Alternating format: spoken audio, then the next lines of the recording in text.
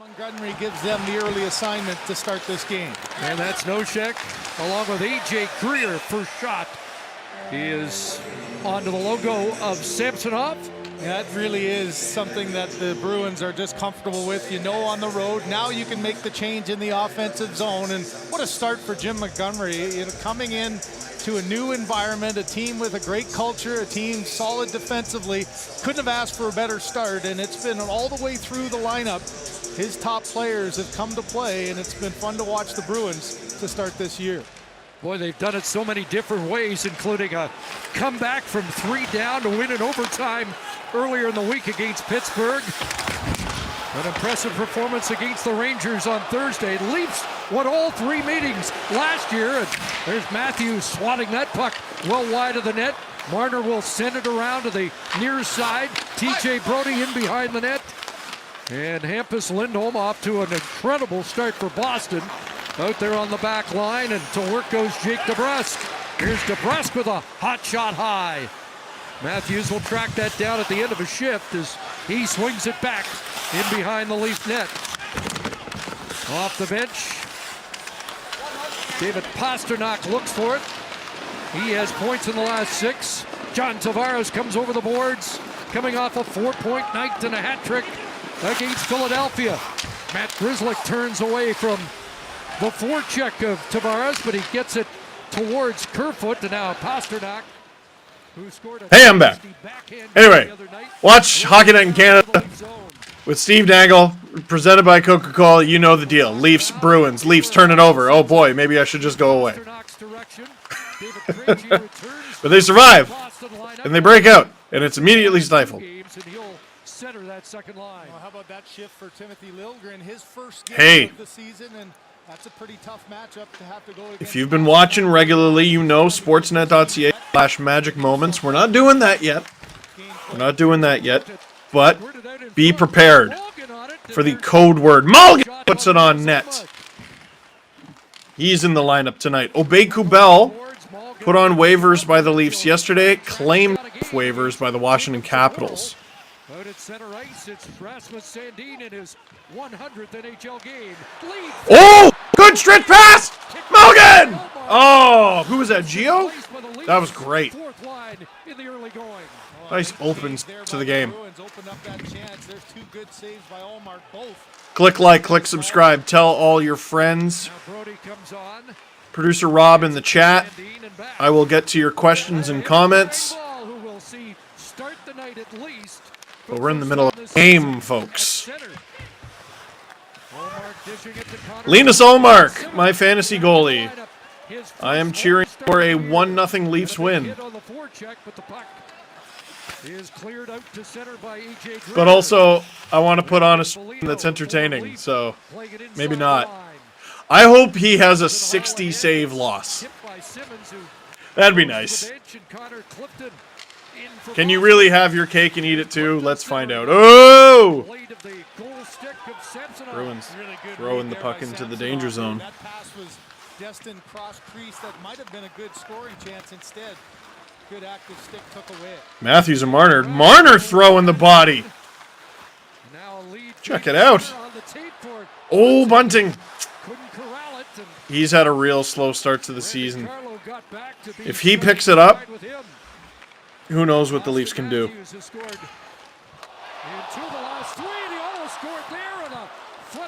With Ullmark out of the net.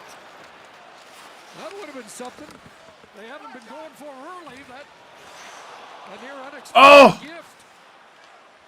Well, there's a camera hole over there, and at times maybe the camera's poking out of it, and that may have been where that one went, but it was a close call for sure. Taylor Hall has his stick lifted by Giordano up ahead to Rasmus Sandin. Flips it back into the Boston zone. Tavares. Cappy had a hat trick last game. He was unbelievable. Good play by Sandin. Just to the reach of Tavares. Nylander will get Nylander in all alone. Bruins and now for Tavares there. right on. Allows the Leafs to set up, and Tavares gets Tavares now with 398 goals. Leafs must have been going through a change after the hat trick. Numbers. Against Philadelphia. 2 guys. Those are 2 pretty good guys. David Camp. Whoa, David Camp. Lost it. Nifty. Connor Clifton starts the Bruins back Here the come other the way. Bruins. Flicked in by Trent Frederick. Bruins #1 team in the NHL right now. Hat-trick against the Rangers. Off to the hottest start in their 98-year history. About. Here's Justin Hall behind the net, working it loose. And so the GM decided, you know what? Let's make a signing that'll make everyone, including our own players, really mad. Game. That's just the second whistle so far in the first 5 minutes. How about the chance this line against Philadelphia? Gonna get a little look at. Ooh, nice shot there from Charlie Coyle. Allmark. Undefeated, by the way. The Bruins only have one loss this season, and Allmark doesn't have it.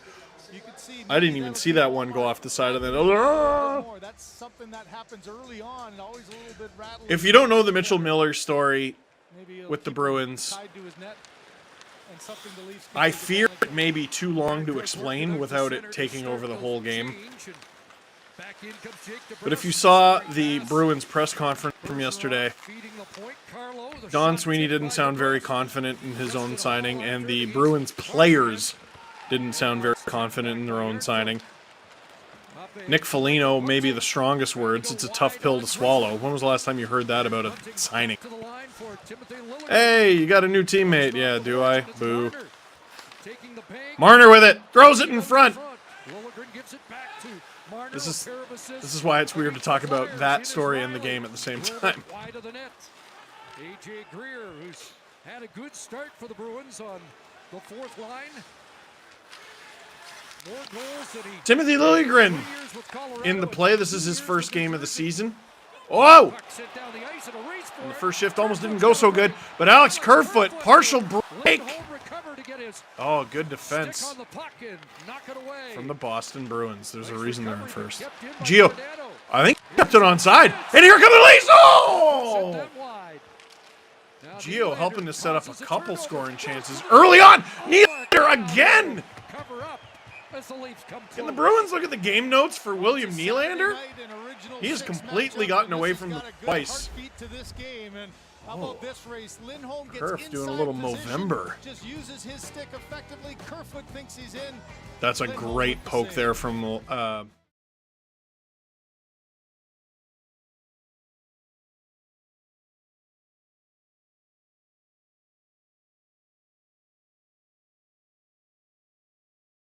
click like, subscribe, tell all your friends. So, basically, the Bruins signed a player. Putting it lightly, he was caught up in a controversy when the Coyotes drafted him. He was described as second round talent, went in the fourth. A lot of teams were just had him on their do not draft list. A checkered past, to say the least. So the Bruins decided to sign him to an NHL contract. I'm reading so much stuff. Again, it's just too difficult to talk about the entire story and the game as it's happening right now. But I'm seeing from Greg Wyshynski, there's conflicting reports about whether or not Mitchell Miller, if the Bruins were to call him up, would even be able to play in the NHL. It's not obvious whether or not he'd even be eligible to play in the AHL. If the Bruins wanted to get out from under his contract, like all the Coyotes did was renounce his rights. They drafted a player and then said, never mind, which you are allowed to do. If you sign a player to a contract, my understanding is if you want to get out of it, you got to buy him out. He's already gotten, I believe, a $95,000 signing bonus, and the buyout calculator on Cap Friendly, it would be a little over $200,000 for the next 2 years, and then about $130,000 the 2 years after that, and he would end up with $516,667 of actual cash in buyout money on top of the $95,000 that he's already been given as a signing bonus. So, if the Bruins were to go that route, it would be a rather expensive mistake indeed. So the Bruins, again, the hottest team in the National Hockey League. Leaf fans aren't going to like to hear this, but I have a lot of admiration for the Bruins. I mean, how can you not? It's a love-hate relationship. I hate that they keep beating the Leafs, but I love the standard that they set as a hockey club, I should say. On the ice, they set an incredible standard. And we should be talking about that standard today, and instead we're talking about this story. And don't blame me, blame the Bruins, and everyone's talking about it. So you want me to pretend like it doesn't exist? I don't really roll that way, sorry. Money lines, and more. Download the app and get it on the app. And a reminder, just be cool in the chat. Just be cool. They're one big dysfunctional family, and they're serving more drama moonshine. And for now, I think that's it. Let's watch some hockey. Watch Hockey Night in Canada with Steve Dangle. I'm Steve Dangle. Click like, click subscribe, tell all your friends. Grab Coca-Cola. Well, you call all your friends, tell all your friends. You can text them. Oh, turnover from Riley. Matthews there. He gets crunched, pays the price. Liljegren Riley is the pairing, by the way. The Leafs have struggled so mightily in the 10 years since drafting Morgan Riley to find him a D partner, and they had TJ Brody. Injuries necessitated splitting that pairing up. Oh, Matthews! Oh, that was sick! That was sick! Austin Matthews with the quick hands goal. If you didn't see what just happened, you got to see that again. Well, the game's first goal goes to last year's Wow. winner, and it very much the same. The Leafs this season have had a lot of early game possession, but not necessarily a lot of early game shots. Bunting kicks it to Matthews. No one's got Matthews at all. Allmark doesn't seem to know where the thing is, and Matthews, I mean, that's a drill. That's a skills drill to him. Brandon Carlo doing his best with Michael Bunting. Bunting loses his stick. Still gets the primary. Let's go. Oh, Allmark just gets caught looking the other way. Matthews, 5th of the season. And all of a sudden, he's stringing together a few games, isn't he? Bunting is 4th assist. You see what I mean by he was struggling. But on that play, and Marner with his 10th assist. They're still finding ways to get their cookies. Icebreaker goal for him in his career. Top 2 in that department active are Leafs 1-2-1 record when scoring first. You didn't need to show that, Sportsnet. I'm mad at my own employer. I was having a good Saturday. I was saying Bruins. Zach Aston Reese sticking in the lineup. Looked good against the Delph. And it wasn't just him scoring. Could have had 2. Narrowly missed one and then ended up getting his first as a Leaf after that. Oh! Man, the Leafs are all over the Bruins to start this game. This is about as good as the Leafs have looked this season on it. Yes, I know they won their last game 5-2. No disrespect. It's the Flyers. Leafs win this game 5-2, it means more. I'm sorry. They're the #1 team in the NHL right now. Oh! Matthews again! Look at this guy dancing and giving the puck away. Well, it looked cool. Bunting, how did he come out of that situation with the puck? Short-lived, but that was cool.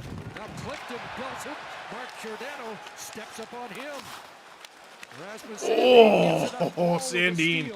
Almost getting clobbered by Pasternak.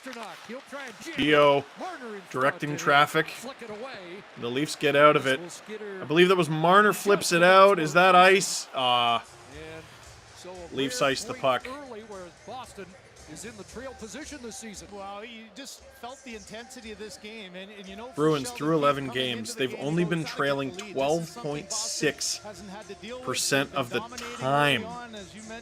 Wow. They've been leading over half the time. I'm not gonna lie, I thought it'd be more. I really did. They brought some of it into this one, a good pace early on, and the all-important first goal to give them that lead. Giordano up at center, redirected by Nylander. Connor Clifton across.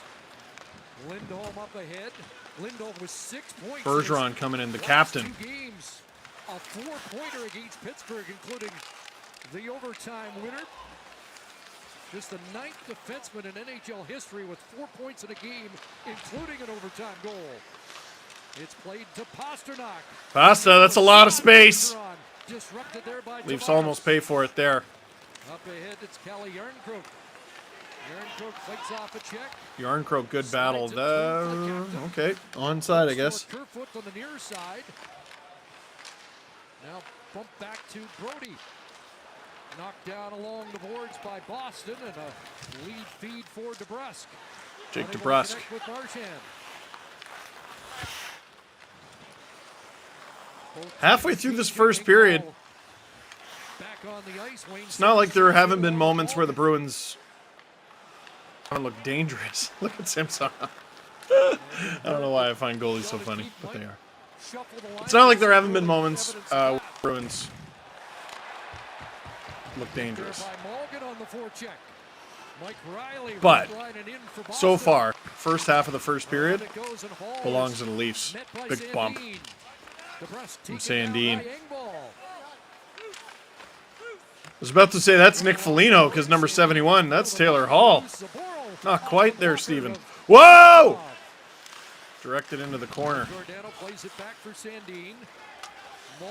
How about the game Gio's having so far tonight? Holy cow. That is very obviously not ice. AG Green just didn't know if DeBrusk had fully gotten off the bench there, so he let that puck go, and that allowed a tired Maple Leaf line to get a change. Lindholm rink wide for Greer. Liljegren around, and that's knocked down by Nosek. Greer along the boards, and now Foligno back to the line. Lindholm gives it back to Foligno. That shot deflected through. Samsonov down. Oh my gosh. Samsonov getting piled into. Welcome back to the lineup there, Mr. Liljegren. Our crew is heartbroken by the passing of our colleague and friend Don, who's been off all this time with I believe it was a hernia.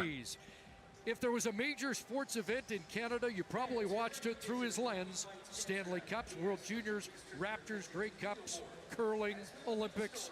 Jiraf did it all, and he will be missed. If this is your first stream, I can't hear the games going on, but right now, obviously, they're doing a tribute. It's Hockey Fights Cancer Night. With the Leafs, they had their purple Hockey Fights Cancer jerseys. Wow, they won already? Sorry. They have their hockey... Producer Nick, calm down. They had their Hockey Fights Cancer jerseys in the pregame, which is really cool. It's really cool. Jim was a producer at Hockey Night. Thank you for that. I couldn't hear what was going on, unfortunately. I love doing these streams, but I think my least favorite part of them is I don't get to get the full Hockey Night in Canada experience. You know what I mean? I have to make my own. What if I'm lazy? It's Saturday. What if I don't want to make my own? I have to. It's kind of my job. It's kind of my gig. Speaking of which, watch Hockey Night in Canada with Steve Dangle. I'm Steve Dangle, presented by Coca-Cola. Click like, click subscribe, tell all your friends. Should we get to some questions there, producer Rob? Should we? There's magic when we cheer together, and there's magic when I answer the chat's questions. Marcus, what has made Boston such a wagon this year? Ah, yes. Well, I promise we didn't plan this, but I just said there's magic when we cheer together. Before the season, a lot of people were writing the Bruins off. The Atlantic Division has some really exciting teams, sexy even. Sabres look better. They looked better before the season. You know what I mean? Detroit looked better. Ottawa. And Montreal, at very least, was not going to be as bad. Austin Matthews, the goal scorer. Wide open division. A lot of people thinking someone's going to get into a playoff spot who wasn't last year. Which means a team has to get kicked out. And that team, a lot of people, was the Bruins. But I said never underestimate magic. This team is bound and determined to win in what very well could be the last year Patrice Bergeron plays in the league, David Krejci plays in the league, or at very least the last year they play as Bruins. Bergeron, Krejci, Pasternak could be in that conversation. The Last Dance is far too overused of a term in the National Hockey League, but there's actually that vibe with the Bruins this year. Big setup, and oh, they flub it. They didn't even get a shot off, but that might have been the Bruins' best chance of the game. That's a wide open opportunity. Got to get a shot off there. Maybe the best the Bruins have looked so far tonight. Battle in the neutral zone. I mean, this is what makes the Bruins such a wagon, right? Is the compete.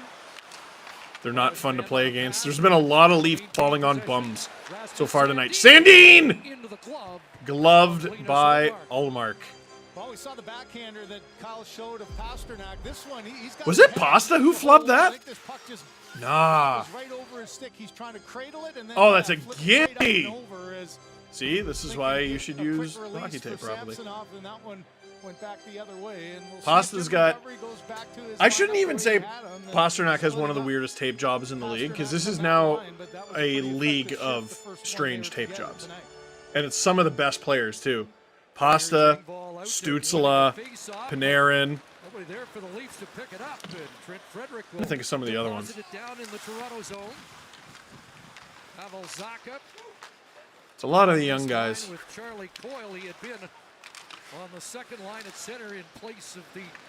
That's always confused me.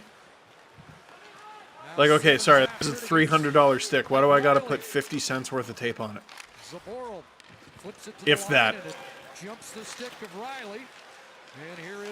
Oh, Bruins with an opportunity. Wow!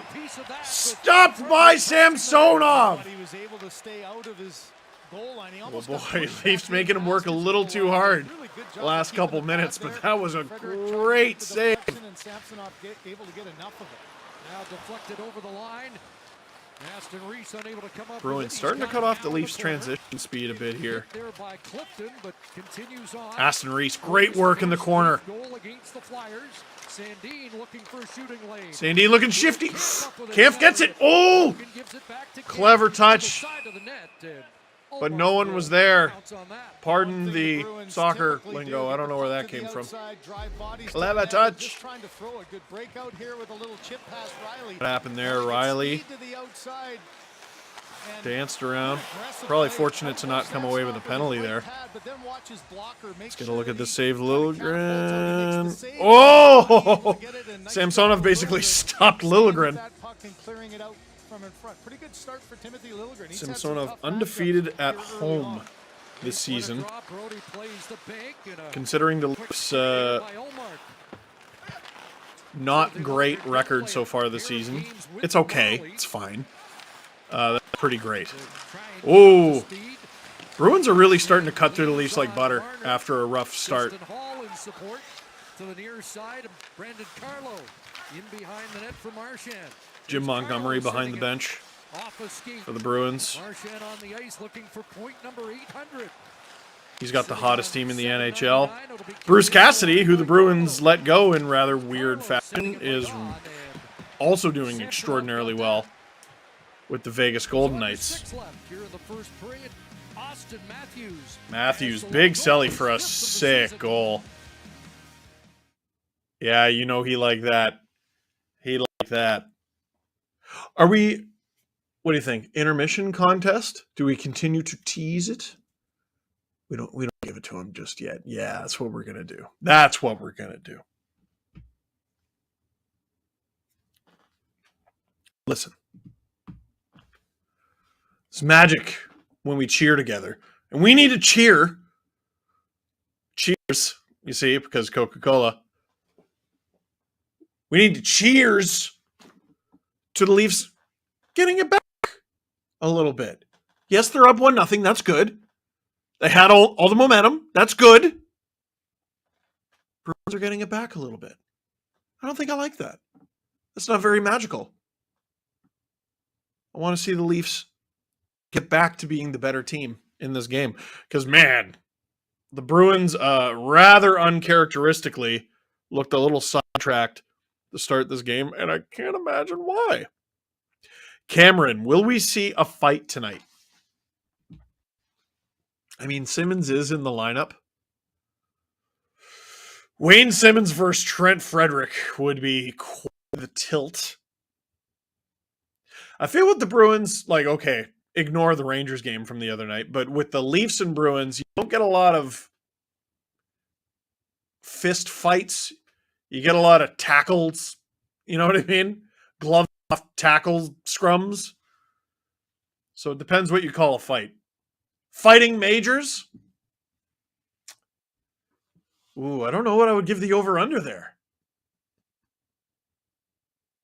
I don't know what I would give the over-under there. A lot of the discourse in Leafs Nation over the last couple days has been Matthews' reluctance to fight Travis Konechny. Not that he should have. But the rest of the team got in there. Yeah, there might be a fight tonight. Why not? I'm gonna give it. Odds are there is. Bruins working it around well. Samsonov through traffic. Bruins making the Leafs work here. To remind you that the DraftKings Sportsbook app is available. Hockey D, will Samsonov have some smile tonight? He's got some swagger so far. Chanel, how was Leo's Halloween? So for those of you who don't know, Leo is my 2-year-old son. It was great. He had 2 costumes. While trick-or-treating, he was a fireman. But for most of the day at daycare, he was Carlton the Bear. Whoa! Maurice in there with the body. Ooh. Penalty? Penalty? Doesn't look like it. Took a high stick against Detroit. Just get a change in. Oh, and my costume, I was a kids show character, kids YouTuber, Blippi. I really am glad the Bruins didn't score that. 1, because I want the Leafs, 2, because the highlight would have been me talking about Blippi. You can make fun of broadcasters for having bad calls or getting the name wrong. Imagine that. Leafs! If the Leafs score, it's funny. If the Bruins score, it's also funny, but I feel stupid. I'm buying what Kerfoot is selling. He's had a bit of a tough season, but that haircut mustache combo is working. Well done, Mr. Kerf. That's a pretty nice play. Just trying to find a way, maybe even get a little deflection off the defender. Not the strongest shot. This Boston team, they're first in the National Hockey League in goals for. And I feel like a lot of Leaf fans rip on Kerfoot's shot, and I'm not sure it's great, but I feel like so often taking a shot to get a face-off. To get the ozone draw, and look at that, the Leafs are out there. Ozone draw, top line. We like that. He's got to lead the team in that category. Oh, Bruins! Oh, very nearly a breakaway! Samsonov playing the puck, and I usually hate that, but that was the right choice. The Bruins are trying to kill Rasmussen tonight, I think. So far, he has avoided that happening. Samsonov directs it into the corner. Leafs trying to break out. That was TJ Brody. Holy, the Bruins are flying at the Leafs right now. 2-on-2, 3-on-2. Austin, yes! Almost tips in the Michael Bunting shot. Justin Hall in deep. Behind the net, and now the Leafs will retreat on a change. Riley turns at center and flicks it in on the backhand. I gotta say, this is a great back and forth so far. Hit Hall, who moved the puck quickly. Brody along the boards. The Leafs have looked more dominant in other periods so far this season, but this might be the best period of hockey to watch from both teams that we've seen in a Leafs game this season. Off to a terrific start. Already more goals than all of last. It kind of got lost in the Leafs' little losing streak that they had out west there, but that game against the Capitals was awesome. And Boston was going to be written off of paper. There wasn't a lot to that game until the third period. He's come to play and he's found a really good niche on that line. I think that was the game The Rock was at. Great, confident start here. And after that, everyone was throwing people's elbows. Under 3 minutes to go here in the first. Leafs up 1-0. Bruins. They're getting passes to that spot where Taylor Hall just was. But as of yet, they haven't been able to pull off a shot. Looking across, Lindholm trying to activate, but Morgan plays it up off the boards and out. 2:15 to go. Bruins skating really well here to end the second. 2 minutes is a long time. Bumped and dispossessed there by Tavares. And it's fed ahead, and John Tavares. These guys are flying. Partial 2-on-1. Here come the Leafs. Oh, Tavares toe drag, isn't able to get the pass or shot off. Nylander, great body work there. Here's Brody sending it across the hall. Working it around. Tavares. Oh, hands in tight. Didn't quite work that time. Great effort by Kerfoot to keep it onside. Tavares into the corner for Nylander. It's a bit of a weak play there, Willie. Felt like there were better options there. Minute 15 to go here in the first. Good from Brody. Oh, that puck's got to get over the line. And it does. Woo, woo, woo. Leafs have had a couple of good chances from good Mitch. stretch passes. Mitchell. That was close. One quick little play. Good job. And here's the outlet pass coming deep, and Tavares is just waiting for the 2-on-1. How about Frederick? Here's He's Tavares on the again. bench, and Matt Grzelcyk realized he's got a little bit of support with Frederick on his left side. That allows him to be aggressive right there. Can't really criticize him for not passing it. I think he was actually trying to pass it. Even if he was trying to get the shot off, I mean, he had a hat trick, and he's Tavares, so I think his offensive instincts are probably correct most of the time. Here in the opening frame. Austin Matthews, the goal scorer, back on the ice with Marner to the attack. Here comes Mitch. Mitch Marner's in. Woo. Giordano lost it, but Morgan Riley. That was a bit of a risky play. Almost pays off. Mitch with some open ice. Matthews thought about it again. He wants to score the Michigan so bad. He wants it so bad. Don't you? I do. Wham! Blocked. Blocked by Foligno, who sends it back to center. I would love Giordano's fancy stats for this period. He looks great. Bunting in front! He was partially checked, and the Bruins clear. After letting the Bruins get back into this a little bit, the Leafs really strong finish.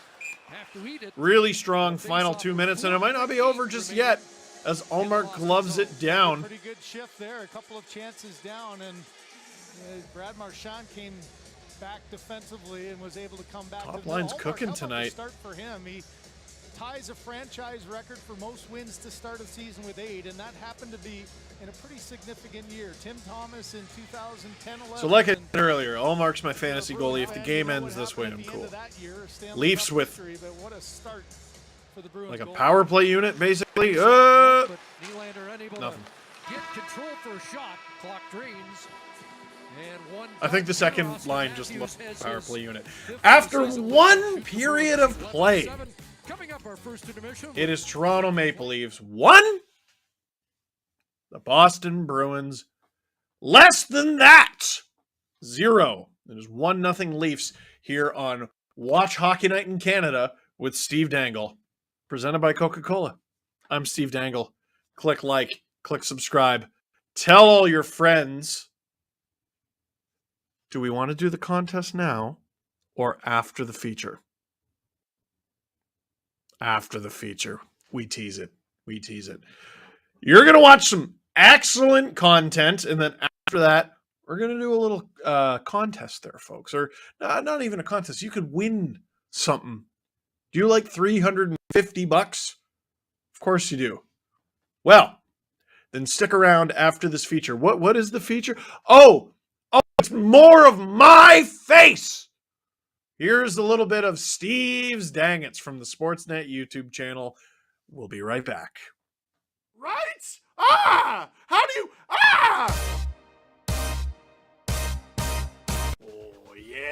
Oh, yeah! Welcome, my friend. It's the best day of the week. It's time for another episode of Steve's Dangets, where we take a look at the biggest dangets from around the NHL. I gotta give you guys props, because holy mackerel, you guys have been so active in sending us hat picks and dangets this year. Nothing either amazing or embarrassing happens in this league without me seeing it, because you guys all see it. Something happens, a goalie tries to play the puck and falls on their bum, and immediately, like 0.5 seconds later, you send it to me and producer Nick. It takes over our mentions, and I like that. It's either that or a bunch of strangers saying, click this link, and I do not. You should not. That would be a dang it, and also possibly a new computer. Anyway, shut up, Steve. Let's talk about some dangets. The Devils. How about them Devils? Here's John Marino's first goal as a Devil, because the Columbus Blue Jackets are.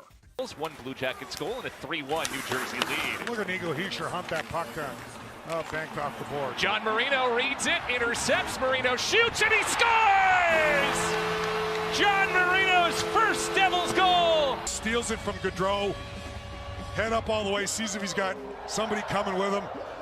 No one there. Yeah, that's the way you want to end the period. The Blue Jackets are down 3-1 to the New Jersey Devils in New Jersey. Now, that's not good, but it's also not insurmountable. Right before the end of the second, they give it away in what should have been a super easy zone exit. John Marino capitalizes. He shoots. It's partially stopped. That just made it look more funny, and he scores. And as I'm sure you know, the Columbus Blue Jackets have Johnny Gaudreau, and the New Jersey Devils do not, even though it sounds like they wanted him. But after John Marino scored his first as a Devil, the Devils tweeted, Johnny Hockey. Ice cold, whoever runs the Devils account. Ice cold.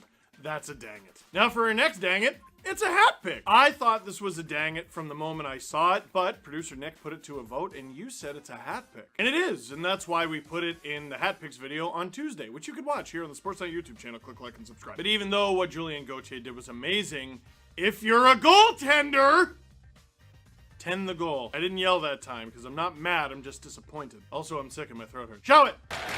He's been an offensive defenseman at the other levels. Here's Gauthier, and he'll stay with it and score! And he was late to get out of the blocks a little bit, thinking maybe that Gauthier was going to jam it.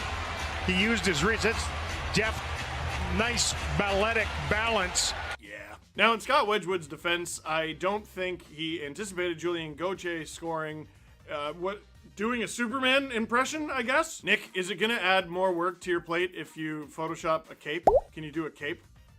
Not on me, on the guy who scored. That's a hat pick, but that's a dang it. Owen Power. Well, he's the first overall pick from just a couple years ago for the Buffalo Sabres, and the Buffalo Sabres are doing pretty well. And there's a few days left, but Owen Power just might find himself in hat picks. I mean, he's very talented. But being a rookie in the NHL has ebbs and flows, and on this one, he went down the dang it river. Icing on the play, Darlene. Out there now for the Sabres. Bouncing puck gets away from him. Powers in front of the net, and that one gets by. Comrie got a piece of it. Watch this. Here's the shot. Comrie makes the save off Power's foot. You know, those happen all the time. I had a conversation with a friend the other day, and we were talking about should the NHL keep track of own goals? And my thing is that should not count as an own goal, because if it does, then every team is going to have like 50, 75 own goals against per year. That's not a guy scoring against his team. It's just a guy standing there. Nonetheless, it's a dang it. Oh, I'll show you an own goal, but we're going to save that for later. That's called tease. This is a dang it in both practice and principle. If Connor McDavid is hanging around, don't leave your nets. And the Flames couldn't get anything more on that play, so Ceci skates to the red line, dumps it in. McDavid, quick shot on net, and somehow he scores. This game is tied. Gets back into it. He thinks this is going to go all the way around. It does. It gets by him. He doesn't play it for McDavid. That's just great awareness to understand that Markstrom wasn't set. throw it into a goaltender. Bro! Listen, I saw the first round last year. I know the Oilers know how to get the Flames goat. But you cannot be the starting goalie for the Calgary Flames and leave your net ever, at all, if Connor McDavid is on the ice living and breathing. And he knows it because look at his reaction. Wait for it, wait for it. Darn it! That's what he said. It is. That's a dang it. For our next dang it, well, I'm shooting this the day after the Leafs won a game, and that's interesting because it's rare. They have struggled to win this season, in part because they have struggled to score. And on this play, they almost score, and you can see why they would be very eager to celebrate, but perhaps a bit too eager. Here's Alexander Kerfoot. The goal line in the offensive zone, but Tavares knocks it away from him, and away come the Leafs the other way. Yarncroke drops it off. The give and go back to him. Sneaks between the legs and out the other side. Top line for Toronto's on the ice. Boy, it's a lot to ask of a forward back playing defense opposing them. Here's Silverberg tying the game on a great little... It was close, folks. Deflected puck. It goes off the left leg of John Gibson, and he kind of kicks that heel around, keeps it from crossing the line, and what a play by Derek Grant. No! Here, producer Nick, I want to try a thing. Can you show it again? Yep, that's me. You're probably wondering how I got... The Nazem Kadri trade is how you got there. Kerf. He had a whale of a game. Celebrated too early, doesn't score a tap-in, sets up a sick shorthanded goal, got a penalty shot, very missed. Leafs blow a 3-1 lead, lose 4-3 in overtime. That was a tough road trip. That plays a dang it. For our next dang it, you might think this is a hat pick for Matthew Joseph and the Senators, and maybe it is, but it is incredibly rare to get scored on when you have a 5-on-3 advantage, and somehow the Tampa Bay Lightning pulled it off. Lightning step back in. It's still a 5-on-3. Stamp goes across. Kucherov hangs on. And another pass goes off the skate. This one of Joseph. And now he's racing away. He's got a breakaway.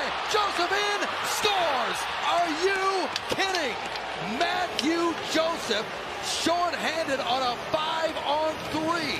And it's 2-1 Ottawa. Know the Lightning like to make that extra pass across the middle, and it has double-crossed the Lightning 3 or 4 times already, at least in this game. Matthew Joseph is no match in speed for Steven Stamkos. Stammer knows that. He's a former teammate. He tries to make the dive and get the puck at center ice. He misses. Okay, so that's sick, and it's great, and, you know, he cuts off a pass, and the Lightning can't catch up to him, and Stamkos falls on his tummy, and it's all very funny. I think we might have all forgotten the funniest part about it. I'm going to show you that goal again, and when I do, I want you to look at how many shots each team has.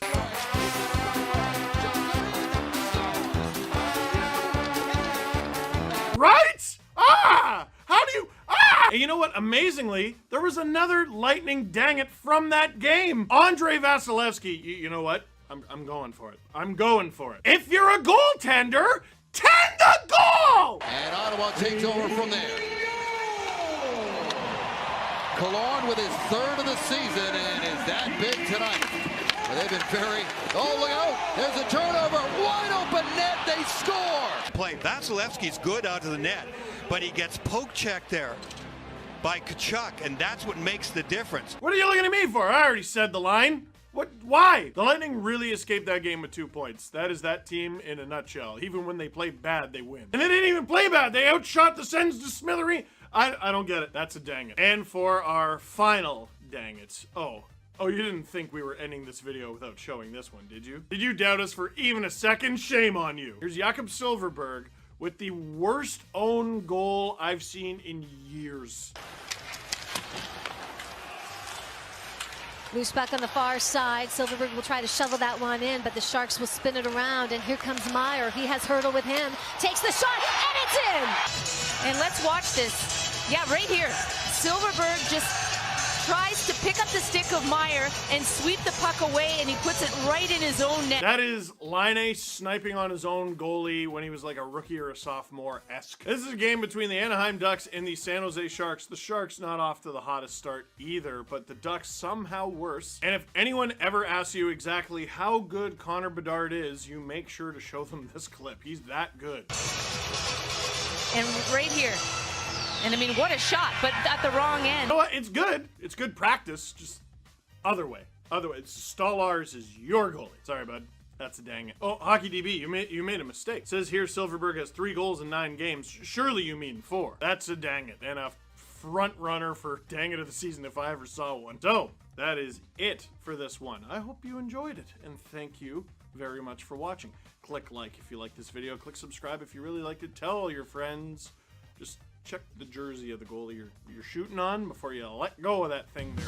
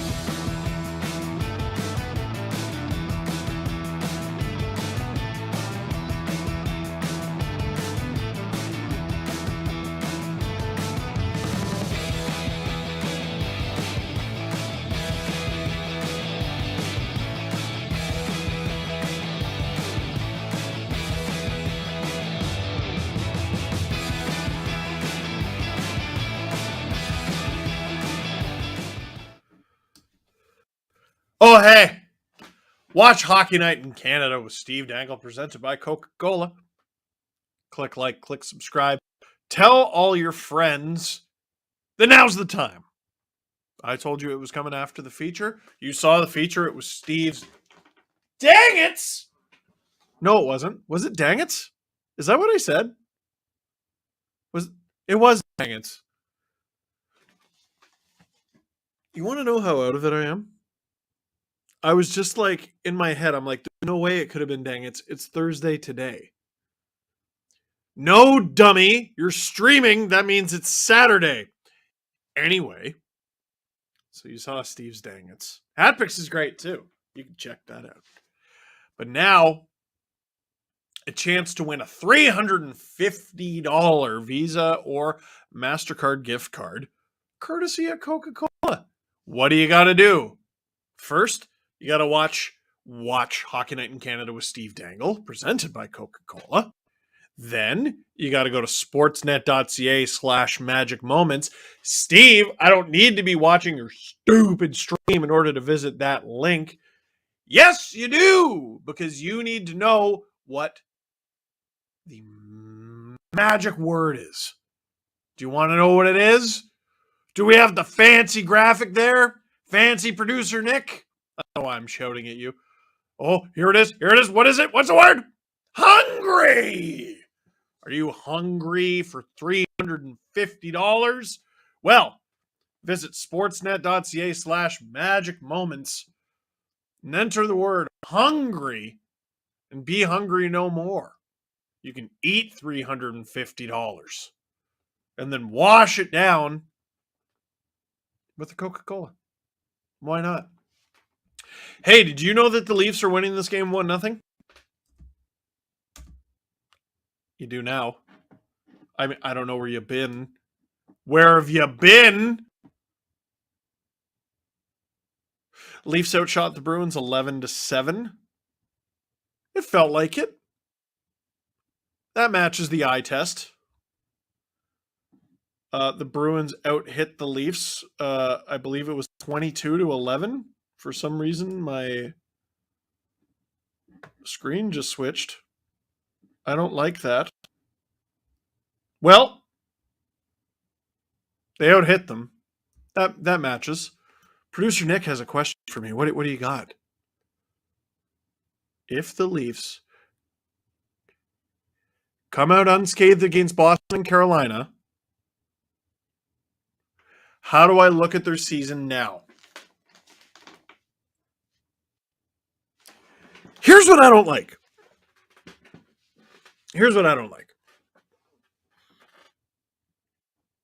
I got extremely upset that the Leafs lost not one, but several hockey games consecutively against really bad teams. And I ranted and raved about it.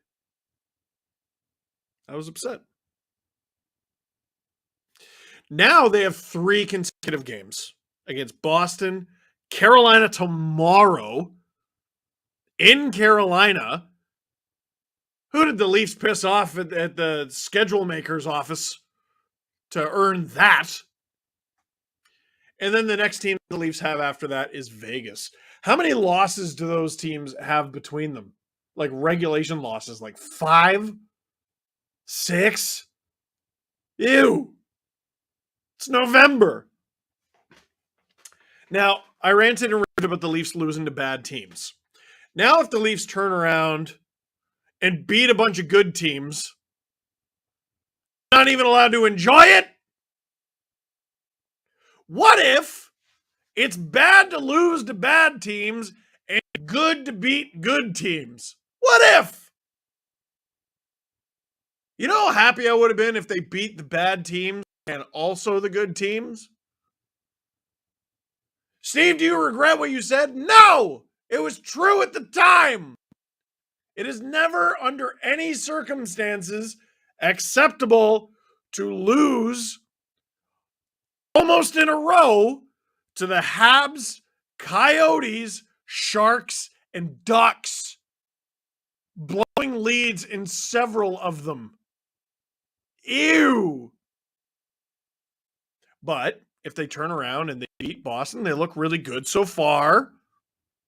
Beat Carolina tomorrow, and then beat Vegas. I mean, yeah, I would consider that righting the ship. Wouldn't you? Of course. What's the Leafs record right now? So scrambled this season. And they've had already, what? This is the beginning of their 3rd back-to-back, I think. Again, I don't know who at the league offices they upset. But that is garbage. We're about to start the second period here. Turn off your notifications, dummy. Leafs are 5-4-2. So if they win their next 3 games, they'll be 8-4-2. Yeah, I'll be happy. They'll be 8-4-2 after beating 3 of the best teams in the league. Of course I'll be happy. Whoa, tricky there for Samsonov. I mean, look, you look at this decor and you think it's going to win a cup? Well, Muzzin's out. Yeah, Muzzin is out. That's the problem. According to reports, it looks like he's going to continue to be that way. Oh, Samsonov. So quick with that glove. Well, Chris, just looking at those numbers there, you also saw the rush chances favor Toronto 3-1. That's one area, though, that Boston has really improved under Jim Montgomery. They lead the league. Yada, yada, yada. I want the Leafs to turn it around. I think they have the potential to turn it around. But for them to really make some noise, I do believe they need to make changes. And by the way, 5-4-2. They're still 6th in the Atlantic somehow. Talking Boston about a more active blue line early in the season. Oh! Oh! John Tavares is was that off? a hot stick, and he comes close. Off the crossbar or off the back of the net? Oh, come on. Manifest it. Manifest the horn. Manifest the horn from the hockey gods. Manifest it. Who was talking about is honing your craft. See. You saw the 2-on-1 in the Here's first the replay. period. Was this just off the crossbar or off the inside? Right between the legs, so a difficult for the goaltender Allmark to watch that one. See, that's worst case scenario for me as a Allmark fantasy holder. Because my team doesn't score and it doesn't count as a shot on goal. But that does. Oh, wow. Tavares marked the crossbar. I love it. You know I like lists. He scored 3 the other night. He has 398. On Wednesday night, he passed. By the way, so I said the Leafs are 6th out of 8 teams in the Atlantic. A win tonight, in theory, could launch them to 3rd. Or, no, it'd be 3rd. Buffalo 7-4. Ew. Heading into this game, Bruins 10-1 with a plus 22 goal differential in 11 games. Yeah, that's okay. That's okay. Oh! Hallmark did not know where that went. Second line's had some good puck movement tonight. Liljegren! Again, I don't really think Hallmark's tracking these. Nylander! In tight! Tavares battling. How good does he look to start the season? Oh my goodness, and he gets it to Nylander. Nylander looking for a pass. Kerfoot had everyone all over him. Liljegren slamming his stick on the ice. He wanted it. He's wasted no time in his comeback. Leafs had 2 guys in deep. They were both defensemen. Wonky line change. Bruins not able to take advantage. You can see Pasta tried, though. Camp. Malgin! That guy loves to rip it. But up and out of play, we get a whistle. Dennis Malgin, by the way, not some brand new random from the KHL or some such. This is his 200th NHL game. Can we stop showing that graphic that the Leafs have a losing record when leading after 1? Boo! Boo Earns! I was saying Boo Earns. Steve, you can't boo your employer. Watch me! How dare you? How dare you put up a graphic pointing out a bad thing the Leafs have done? They're winning now, aren't they? David Kampf gets knocked down, but he gets up again. And you're never going to keep him down. And Hall tried to move up here. Different grouping for Jim Montgomery. He's got Zach Hall, and Frederick is... He shuffles the deck. Taylor Hall busting in. Knocked down by... Oh, no! Was knocked down by Dean there. But the Bruins hacking and whacking at it. And they almost get their first of the game. 2.5 minutes gone here in the second period. This game has had awesome pace. This has been a really good hockey game so far. Samsonov unable to control the rebound. Sandin got a piece of the body, but Sandin laying the body. That's good. That's good. For a second, just barely missed on that one. Now Frederick trying to grab it. Giordano taking a bit of an elbow to the face. What I was gonna say, I was gonna talk about how the Leafs have done a good job protecting the front of their net tonight, but that wasn't a great example. That's really... Samsonov gives up a lot of rebounds, and that's really one he should have. Bruins put it on.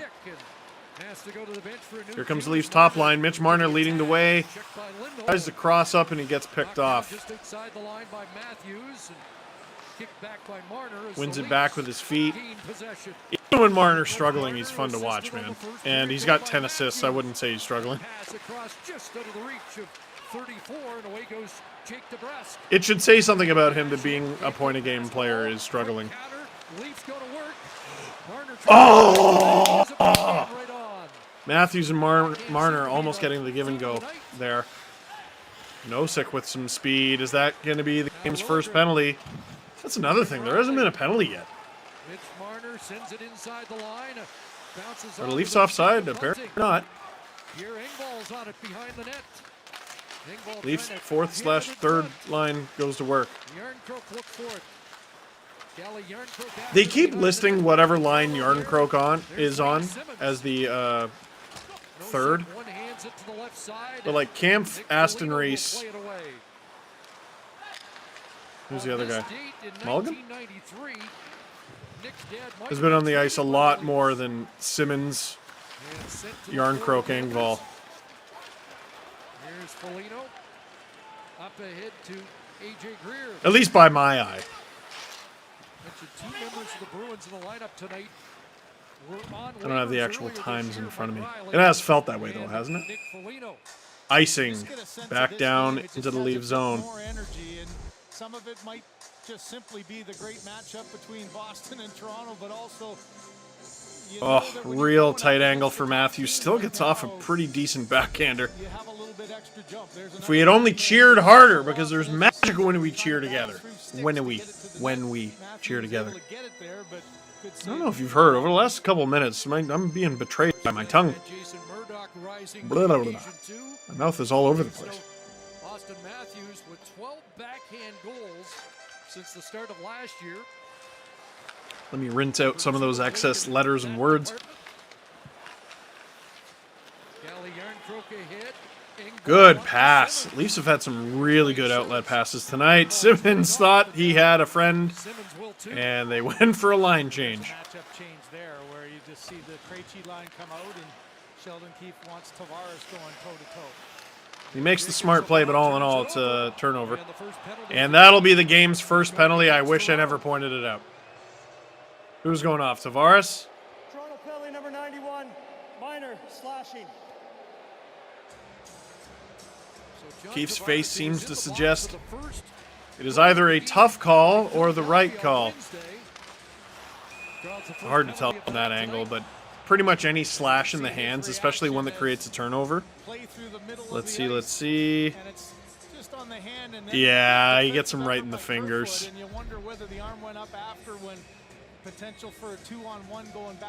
With those penalties, you always get the argument, well, a few years ago, it's not a few years ago. It's been pretty obvious for a while. Anything in the hands, they're going to call. Leafs penalty kill has struggled this season. Pretty good against Philly. They did allow the one Philly power play goal, but they killed off the first 5. Uh-oh, Marchand in alone! Tripped. Penalty shot. A bad Marchand penalty shot at Scotiabank Arena. Are you kidding? Kyle Raymond with the call here. Penalty shot has been awarded to 63 from Boston. Foul behind, tripped on a breakaway, penalty shot. That's about as intricate an explanation. Penalty shot. That really, the speed of Marchand coming across just caught. Yeah, and he pointed straight to center ice. Some teams want the power play, others want the penalty shot. Marchand wanted it right away. His 9th career penalty shot. And he scores on Ilya Samsonov. The Bruins get a power play goal. At least I think a penalty shot counts as a power play goal. Can't remember the last time I ever saw that. What a nifty move. Oh, boy. He had Samsonov dead to rights on that one. Samsonov falls back onto his skates. He's totally off balance. He didn't have much of a chance there. TJ Brody not feeling good about it, but at the end of the day, you're on the penalty kill. So that's me laughing at the Leafs giving up a milestone. Marchand's 800th NHL points because, of course. And here he comes again.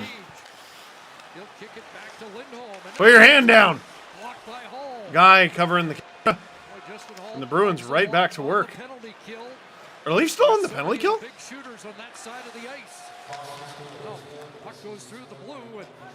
So a penalty shot does not negate a penalty kill?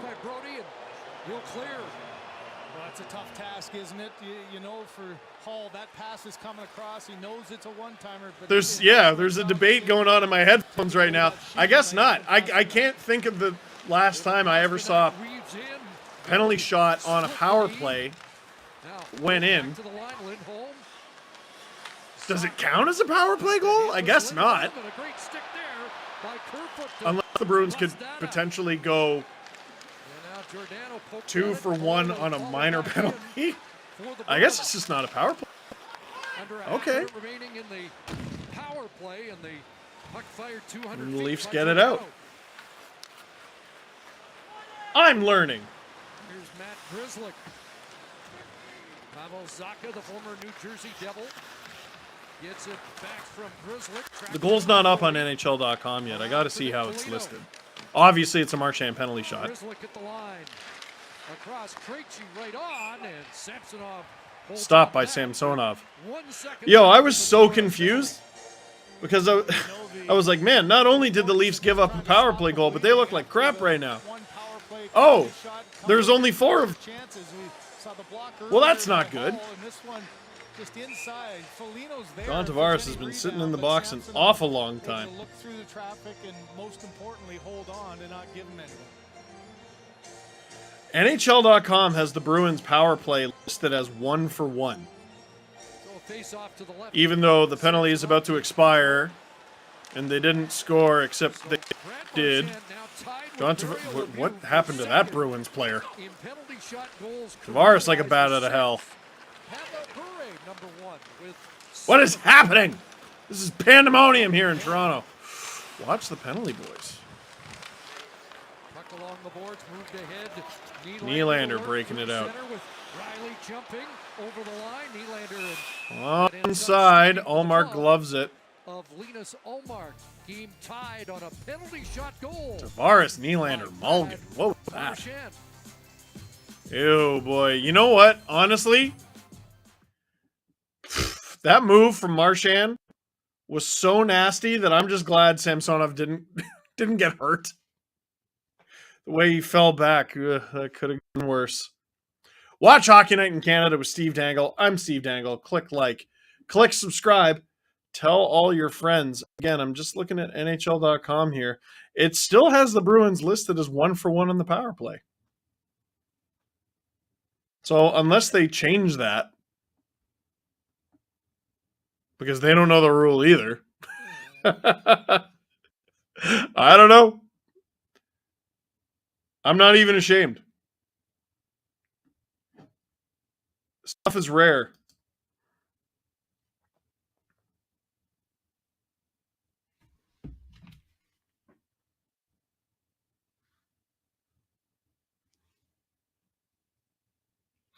If it wasn't a penalty shot, it would have been... No, if it wasn't a goal, it would have been a 5-on-3? How does that make sense? Oh, if they called a penalty rather than a penalty shot, it would have been a 5-on-3. Which is why the power play still counted. That makes a lot of sense.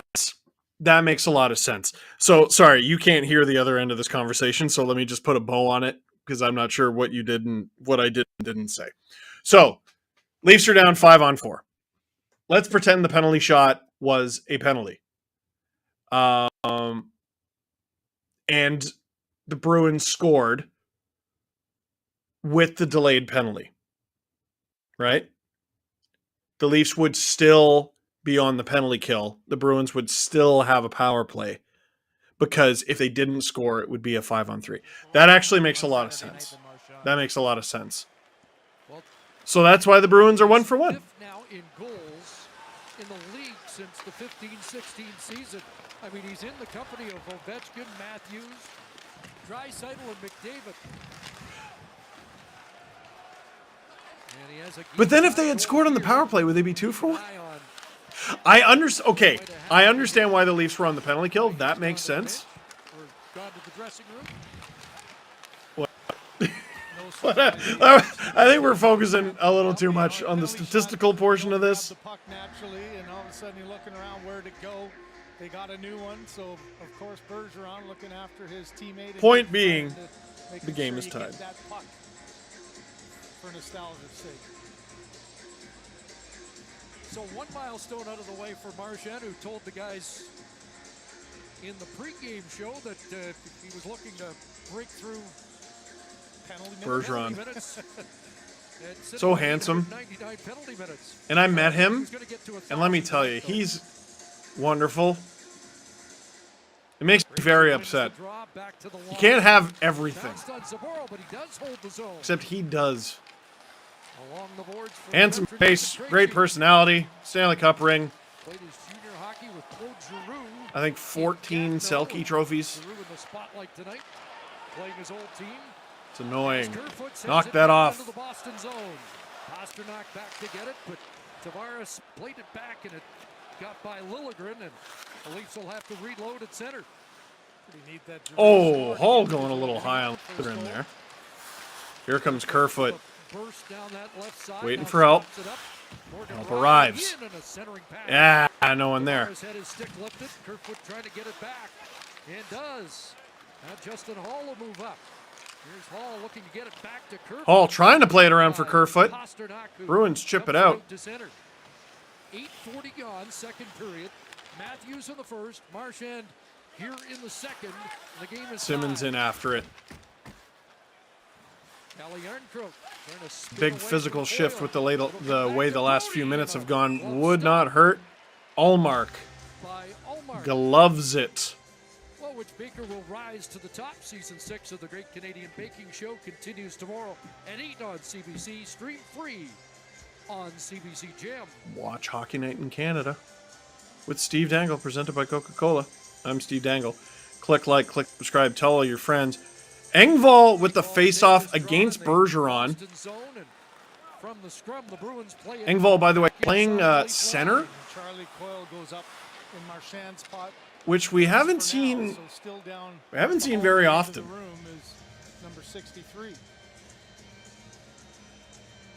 I can't remember how much he played center with the Marlies in the AHL. Sheldon Keefe has very rarely gone to Engvall up the middle in the regular season. When I remember Keefe going to Engvall at center full time was in the Columbus series, where I thought he actually looked quite good, and then they just sort of stopped playing him there. I thought was very strange. He's fast, strong. They use him in all situations. Why not just give him an extended look at center? No check to the line, kept in by Sandin, and the Leafs start a change. Leafs are really fidgeting, eh? Especially in their bottom six. Guys in and out of the lineup. Obey Kubel out of the picture now. The guys playing all positions. Oh! Funny bounce leads to a Bruins flurry. Can the Leafs survive this? David Kampf helping out behind the net. Great job behind the net, too. And, okay, dangerous pass. But the Leafs get out. Bit of difficulty getting established in the Bruins zone. No, they do. This is a good shift. Great shift. Zach Aston Reese. A little bit of space. Tries to shovel it in. Doesn't work. I like the thought. Ooh, turnover! Milligan! Oh, he had an open corner and he missed. Still has it, though. Matthews now. Ooh, turnover. Holds it onside, though. And the Leafs get to it. They do. Marner now out there. This is a real good shift here for the Leafs. Marner. Ah, block. Hall. No breakaway. Cut off. Oh, wow. That scoring chance came out of nowhere. Krejci was all alone, and the rebound somehow doesn't end up in the back of the net. Nice stop by Samsonov as well. There's Marner to the net. Top line, fires it on. Bang, again. There's a long shift here for the top line. Pasternak there for the Bruins, and off the skate. Don't have a counter up on the screen, but it feels long. Marner hasn't been out there for nearly as long as the other two. Marchand back on the ice as Michael Bunting sidestepped the hit. Bunting dancing. This has been a great hockey game so far. Up top, Brody calling for it. Liljegren. Liljegren! Wham! Rebound! Where is it? And we get our first hugging match of the game. Malgin, who's had a couple of great chances in this I feel like the pace of this game has been too high to fight. Oh, Malgin off the post. Off the post, and I don't know how that one doesn't go in. Was that Pasta? Pasta should have two. Holy. Watch Hockey Night in Canada with Steve Dangle. Presented by Coca-Cola. I'm Steve Dangle. Click like, click subscribe, tell all your friends. Mike, with a strange question. Is there a Leafs player you haven't met on the current roster? Okay, let's play this game. You know what? I'll go to Twitter, and I'll go to tonight's lineup. And that'll help me. Doing it off the top of my head will be exhausting for me and also just exhausting to watch. I don't think anyone will enjoy that.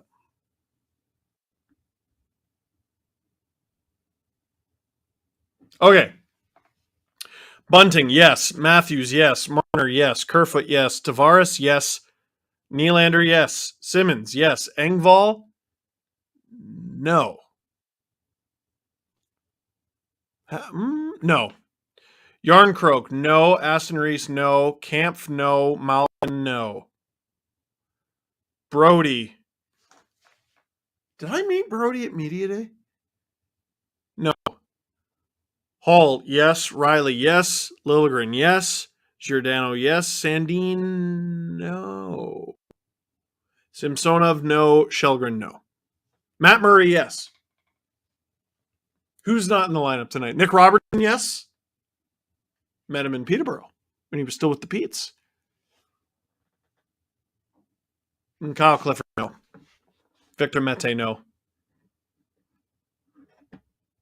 All off the top of my head. Before you ask, they're all wonderful. Logan asks, how's the fundraising for Easter Seals going? So if you go to my Twitter, that's Steve_Dangle, I got a link, or my pinned tweet is a link to my Easter Seals page. So Easter Seals is a charity that helps out kids with physical disabilities. I'm raising money for them right now. I'm going to play hockey really poorly in the Eric Lindros Celebrity Hockey Classic. We're the first place team right now. The team is named after my sister, Rachel's Raiders. If you feel like donating to the cause and helping out kids, helping kids be kid, go to the pinned tweet on my Twitter. Bruins hemming the Leafs in a little bit here. Great play from Liljegren.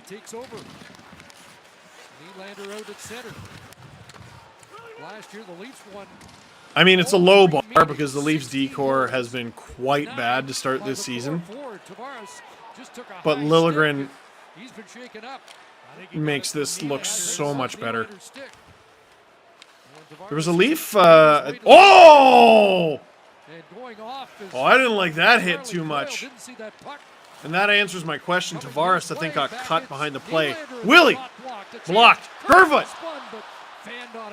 Couldn't get the shot off. Matthews now out there as basically the first and second line center. We're going to see what happened if we get a whistle here. Leafs out shooting the Bruins 20-13 right now. Warner lost an edge there. DeBrusk moves it ahead, and it's Bergeron dumping it down. This game has the potential to get a little chippy. Is that ice? Tavares bleeding a little bit, yeah. What happened? Oh, right at the eye, too.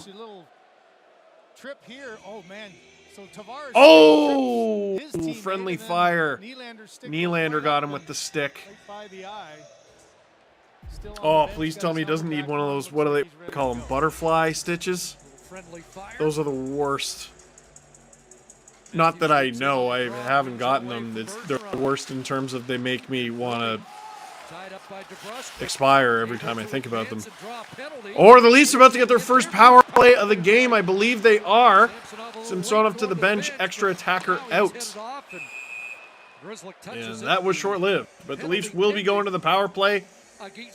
Jake DeBrusk going to the box. Wanna bet? The Bruins, 1 for 1 or 2 for 1 or 1 for 2 or whatever it is. Let's see if the Leafs can regain the lead. What happened here? You get puck control. Now you get the defenders rushing. DeBrusk loses body position there, and that reach in with the left hand into the stick of Brody is DeBrusk for holding. All of that because you're chasing the game after Matthews won that first draw.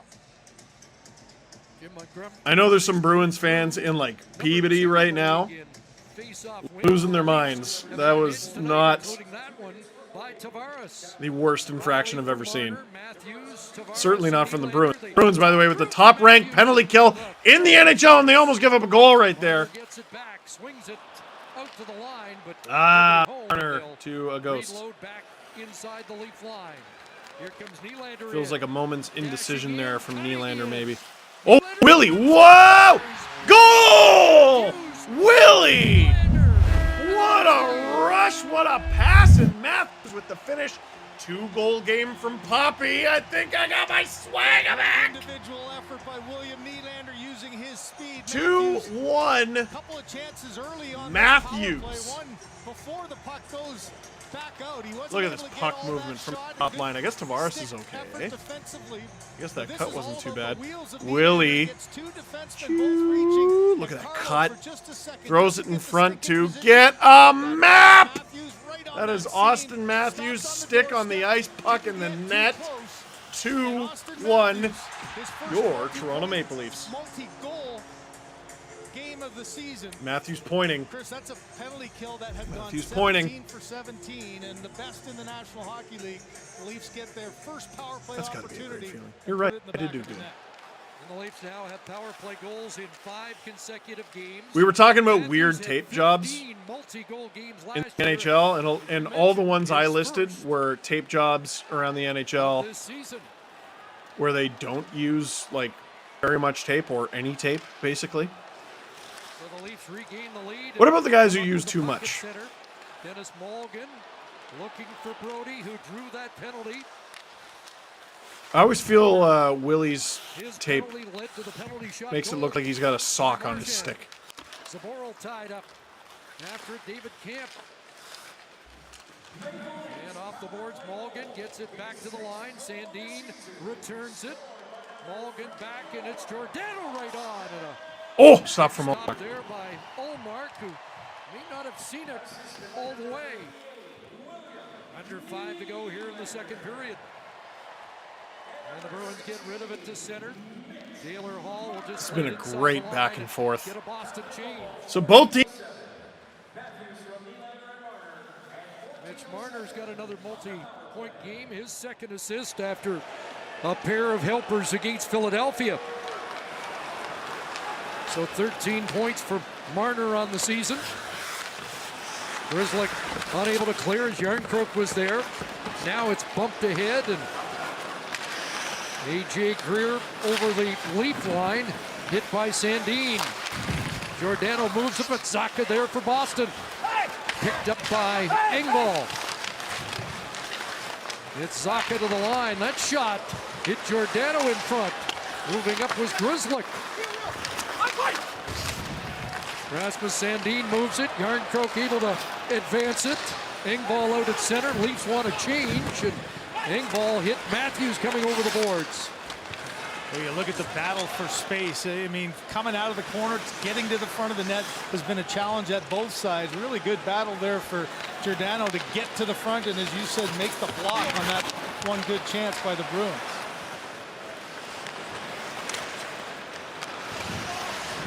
Puck rolled back into the Leaf zone. Sandin back to get it. That hit a skate. Samsonov trying to help out. And DeBrusk knocked down side of the net, and Matthews away. Flipping it high in the air. Lindholm trying to glove it down. Marner looking for the loose puck, and out at center it's Marchand. Checked by Matthews. That, by the way, the 55th career 2-goal game for number 34. And 6 in his last 4 starts against Boston.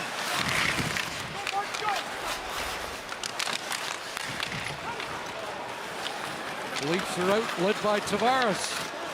There's Tavares over. Hey, I'm back. You're allowed to score. No, I thought it would work. How sick would that be? Watch Hockey Night in Canada with Steve Dangle. Presented by Coca-Cola. I'm Steve Dangle. Click like, click subscribe. Tell all your friends. It was almost a turnover. And now, ooh, Willie Hansen drops it for Tavares. Shot! It's been a great game Kerfoot getting back. Trent Frederick Bruins attacking. Leafs countering. Shots this period, 12-6 Leafs. Ooh, oof. Here's Grizzlick with the indirect ahead for Saka at the Leaf line. 23-13 of the shots. Shot attempts have been relatively even, as you just saw in that graphic, 35-30 in favor of the Leafs.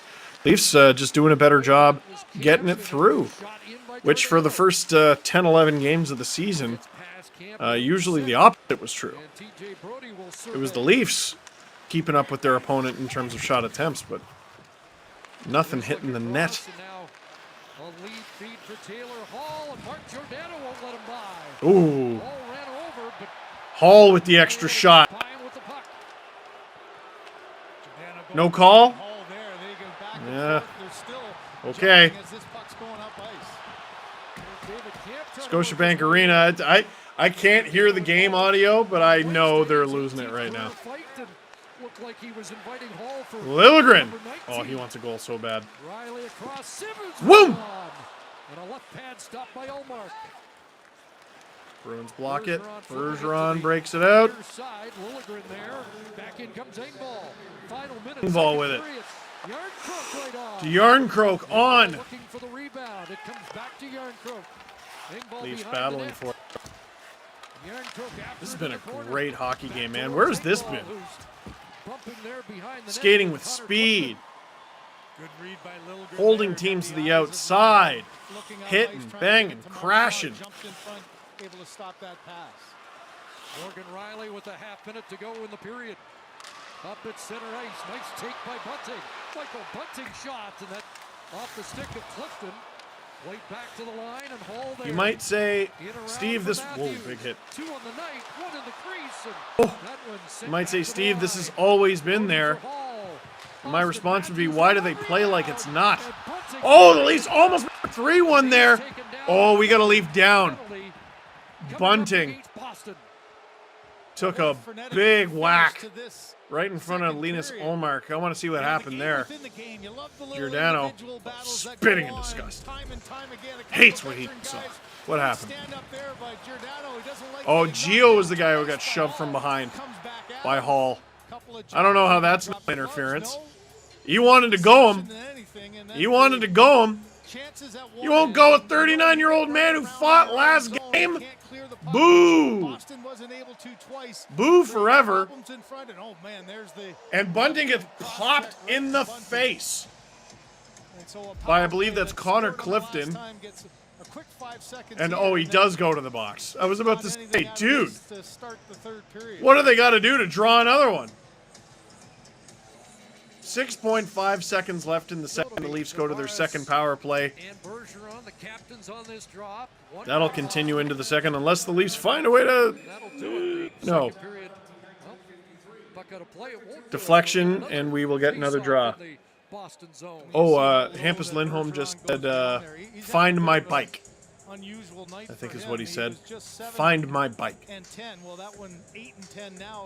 Why'd you bring it to Toronto? In Nylander to try to go righty against righty. You play in Boston. Did you bring it on the plane? Anyway, William Nylander off the draw. I thought we'd get a redo. Nope. Period's just over. Once again, the Leafs lead at the intermission. 1-0 last time. This time it is 2-1. Both times off of goals from Austin Matthews. How do you like that? Leafs 2-1, beating the Bruins. Now all the Leafs have to do is defend a third period lead against the Boston Bruins. It's going to be fine. It's going to be fine. It is. It's going... Stop it. Stop it. Watch Hockey Night in Canada with Steve Dangle, presented by Coca-Cola. I'm Steve Dangle. Click like, click subscribe. Tell all your friends there's magic when we cheer together, baby. Go grab a Coca-Cola. Go get it in you at intermission. And don't forget sportsnet.ca/magic moments. The code word is hungry. Get that hunger for a $350 $50 gift card, courtesy of Coca-Cola. You could get it.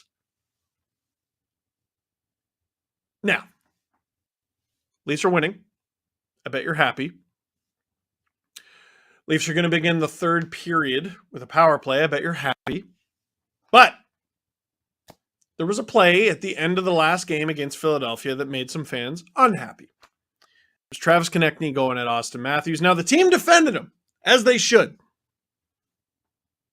However, there's a discourse, a discussion, if you will, about whether or not Matthews should have been more involved than he was. Not necessarily fighting Travis Konechny, not necessarily fighting anyone, but doing more than simply smiling and skating away. So, second intermission entertainment will be Kipper and Bourne discussing just that, and then we'll be back with the beginning of the third period of this game. Watch Hockey Night in Canada with Steve Dangle, presented by Coca-Cola. Enjoy. Okay, as promised, Mike Rupp, very busy guy, but made time for Sammy and JB and I. And Rupper, a lot has been made out of your video that you put out last night on Austin Matthews. And just give me your thought process. Did you watch the game live? Someone showed it to you after you broke it down? What were the emotions for you to go to great lengths to break down something like this? The great lengths. Full transparency, I'm sitting there on the couch and winding down for the night. I had an early shift at NHL Network, and I was paying attention to the game, and I didn't see that part live. And I go back and I'm watching it, and the first thing that's coming to mind, I'm like, yes, I love how Giordano got in there. I love how the boys responded, and I, watching it through a couple times, and then I started noticing something. I'm like, oh, this kind of looks weird, and I kept bringing it back and looking at it, and I started doing these dumb little breakdown things from home, just on nights where I just get fired up. And I know if I don't say something, I it's going to bug me, right? So that's what I did last night. I'm like, all right, let's, I'm looking at that video, and I've never seen anything like that, fellas. I don't know if you guys have, and I'm not trying to come down and people probably like, yeah, right. I'm not coming down on Austin Matthews. I love Austin Matthews. I love what he brings. I don't want to see that guy fight ever. But when we're talking about a group here in this team, and it seems like everything is striking a chord all the time, it's Panic City, you look for certain things, right? And that scrum happening, I love the response by the teammates, but it kind of seemed like one guy wasn't really involved in it, the guy that started it, in Austin Matthews. And, I don't want him fighting, but there's a way to be in the battle with your teammates. And the body language stunk. It stunk. And I've never seen anything like that before. And we've seen that smile on his face at times when he's trying to just laugh things off. And it first started off funny, and we're seeing it time and time again. I'm sitting here thinking, as the opponent, when the opponent's watching, that line is getting deeper and deeper, lining up to challenge Austin Matthews. And it doesn't mean he has to fight. I don't want him fighting. But here's the situation, is that you have your teammates jumping in there. You can at least show some enthusiasm, right? Show something, and that bugs me. That it almost looks like there's different rules that apply, and we know in the playoffs, like, you got to be a tight knit group. You need, on one side, yes, the teammates responded, but this team's got to find another level. This group has to get squeezed, and you need to find this intensity. That there was zero intensity on that. And we've seen it before, so I don't know. I was just sitting there. I'm like, it's probably fine now, and you see everyone's saying the right things today. It may not be an issue now. At some point, it'll be an issue. I've been there. Kipper, you've been there. Like, you got to be in the fight with us. If we're going to fight for you and with you, you got to be in it with us too. And I think that's lacking, and this team needs to find another level. And certain things like this stick out like a sore thumb. We're talking to Mike Rupp, NHL Network analyst.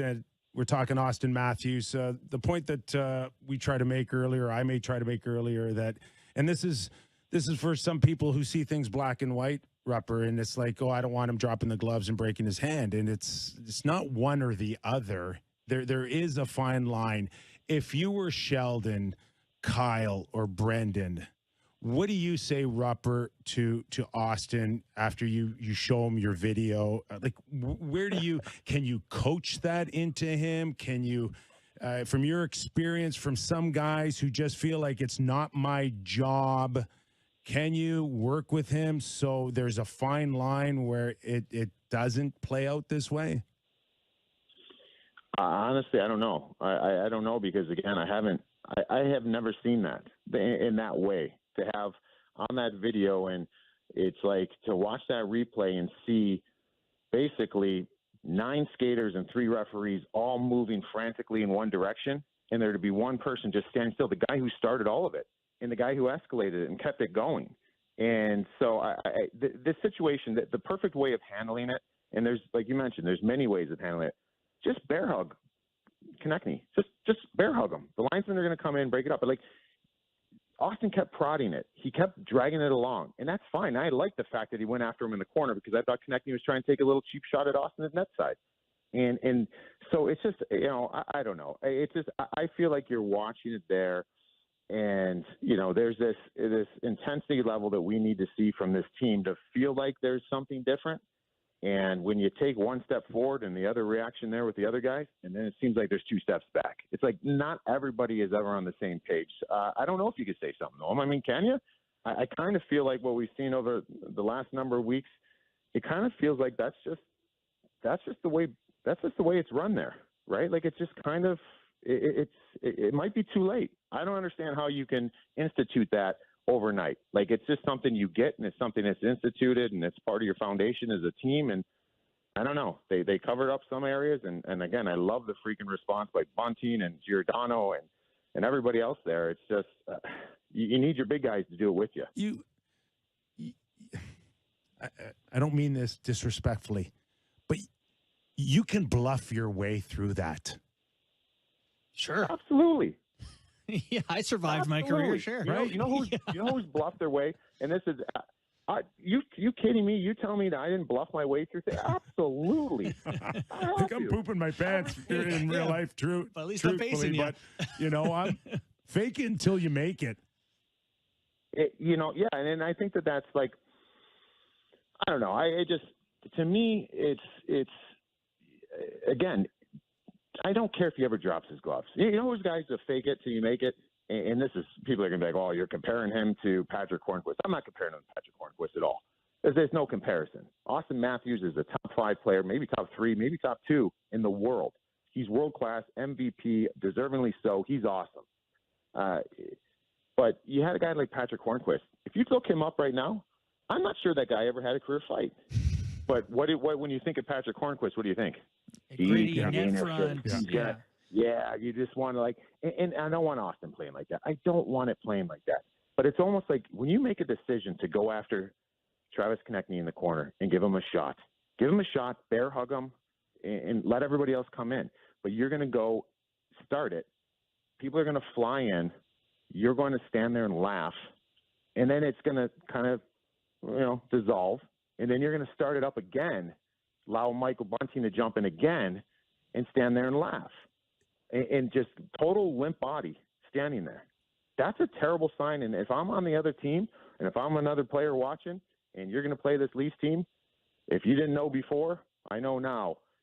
That's the guy we're going after. We're going to go after him because he has no pushback and it'll set everybody else off. Rupper, does Crosby get the credit he deserves for handling these situations over his career? Probably doesn't get the credit. But I'll tell you. I'll tell you, I've seen it first. He's pretty good at it. He's pretty good at it. And, hey, Sid, I love you, but he's pretty dirty once in a while, too. You know what I mean? Mm-hmm. Like, it'll give you a little shot there, and that's the other part, too. Austin's had a little spear in the stomach there. He's doing all the things to keep this thing going, and then just wants everyone else to clean up. And I've seen guys, again, I don't know, is Connor – remember Connor had this last year in Erie in the OHL, had that fight, broke his hand on the glass. Has he fought? Maybe one fight in the NHL. I'm not asking you to fight. I'm just asking you to bring the intensity level your teammates have, because we all know when you get in the playoffs, you can't hide this stuff. We got a glimpse, I think, in that game, and I don't care that it's November 2nd. I don't care it's 5-2 against the Philadelphia Flyers. Game's over. We got a glimpse in a little litmus test in the intensity of the Toronto Maple Leafs. And we had some of the guys pass with flying colors, and we had probably the most important guy fail. And at some point, this is going to rear its head. And I don't think you can just pick this up overnight. I don't know. I'm concerned with what I saw. Maybe I'm overreacting, whatever. All I know is I learned what it takes to play in the playoffs by watching players of great skill that they're in the trenches with you, right? And there's something with that. It's galvanizing. I didn't see it last night.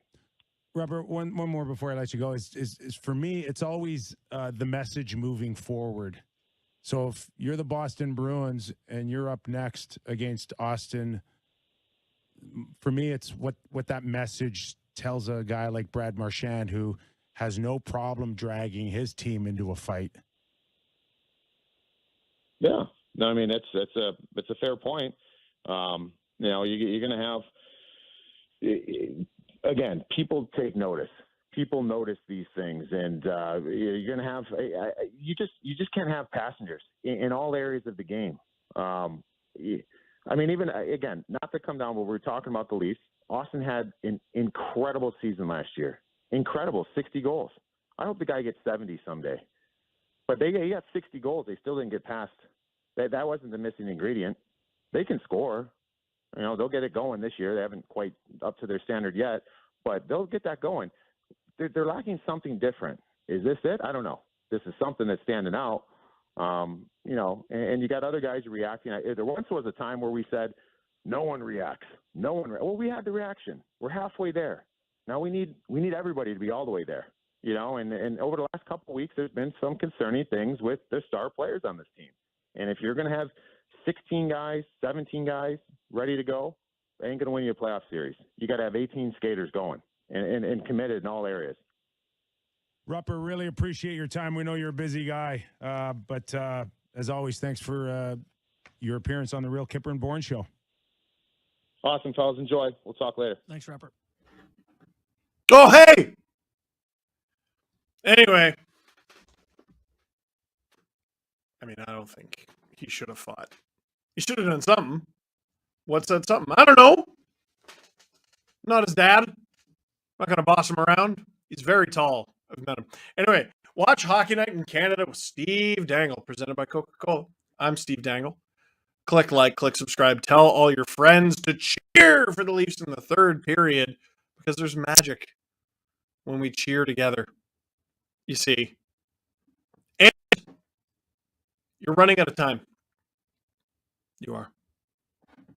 You don't know why. Oh, you don't know why?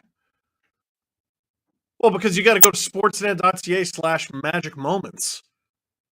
And if you go there, you got to put in the special code word. Do you know what it is? You don't? What, did you just get here? Oh, you did. Well, the special code word is graphic hungry. I almost timed it perfectly. Hungry. That is the special word, because there's magic when we cheer together. You should cheers with a Coke. Cheers right now, because the Leafs are up 2-1 over the Boston Bruins. Sorry, I have thoughts, and I'm like, no. You're not supposed to, no, just talk about the game. No one needs to hear about that thought. But my attention span, I had a thought, and now I have to tell you about it. Okay? Here's how this works. Because the code word is hungry. I go upstairs.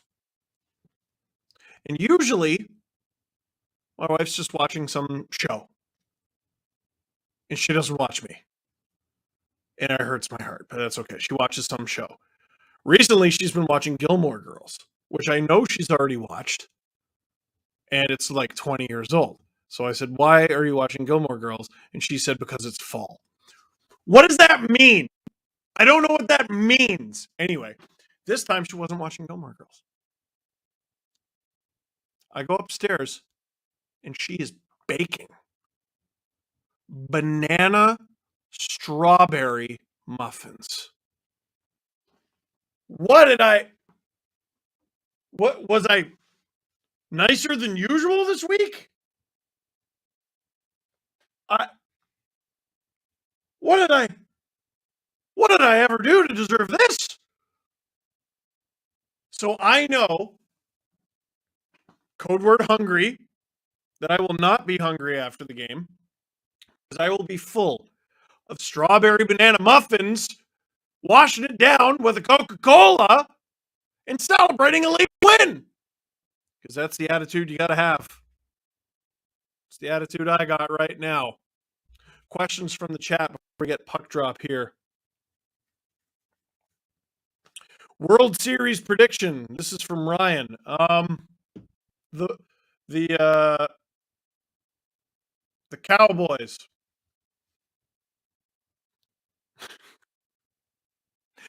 Is it? Can I say I don't care?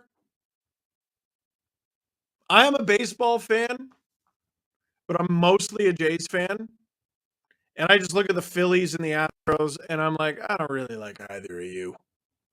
You stink. You know what? Prediction?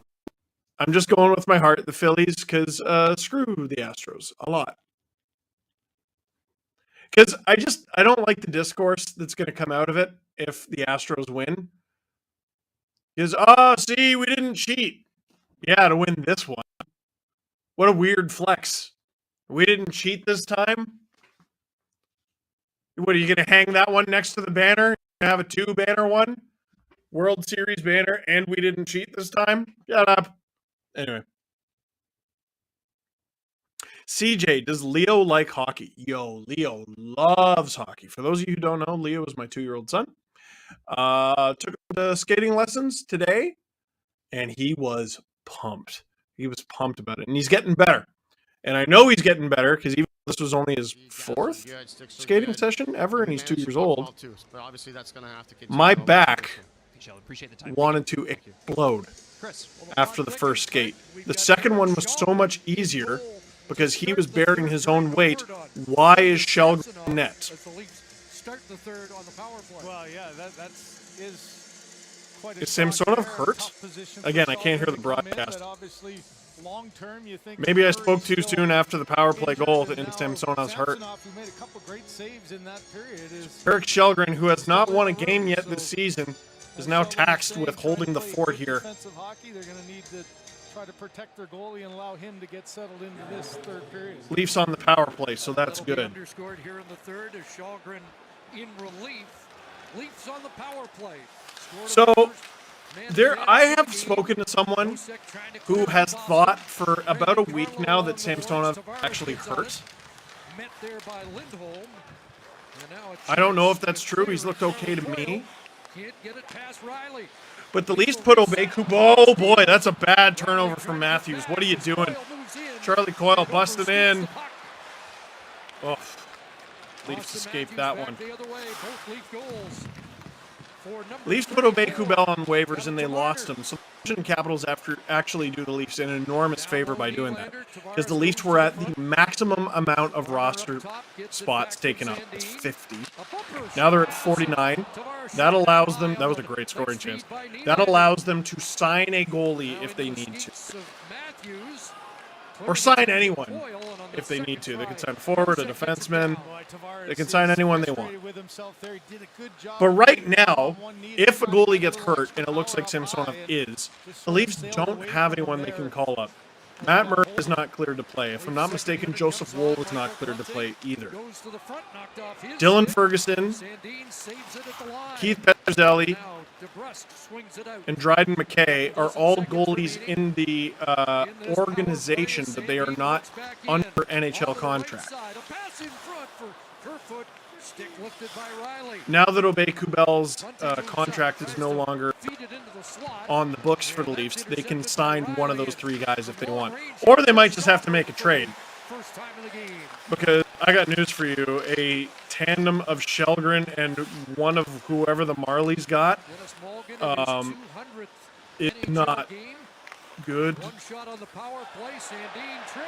I don't know Murray's timeline. Oh, Leafs going right back to the power play. They did call that trip. I wasn't sure. Leafs PR. Maple Leafs goaltender Ilya Samsonov will not return to tonight's game due to injury. Knee. Honestly, I wouldn't be surprised if it was the penalty shot. Good job of using the net. I even said it when it happened, didn't I? So the Leafs had the extra The way he time went back. manpower advantage. Leafs killing a lot of clock here. And why not? You got the 2-1 lead. Bruins can't touch the puck, and if they do, the play's dead. It's basically an extended power play here for the Toronto Maple Leafs. Oh, this is awesome. Holding the Bruins at bay. This is great. Oh! Kerfoot! Wham! Oh. Please don't go in the net. Please don't go in the net. Oh, where is it? Where is it? Where is it? Had a great opportunity. Tried to go far side off the post. How much time has been killed?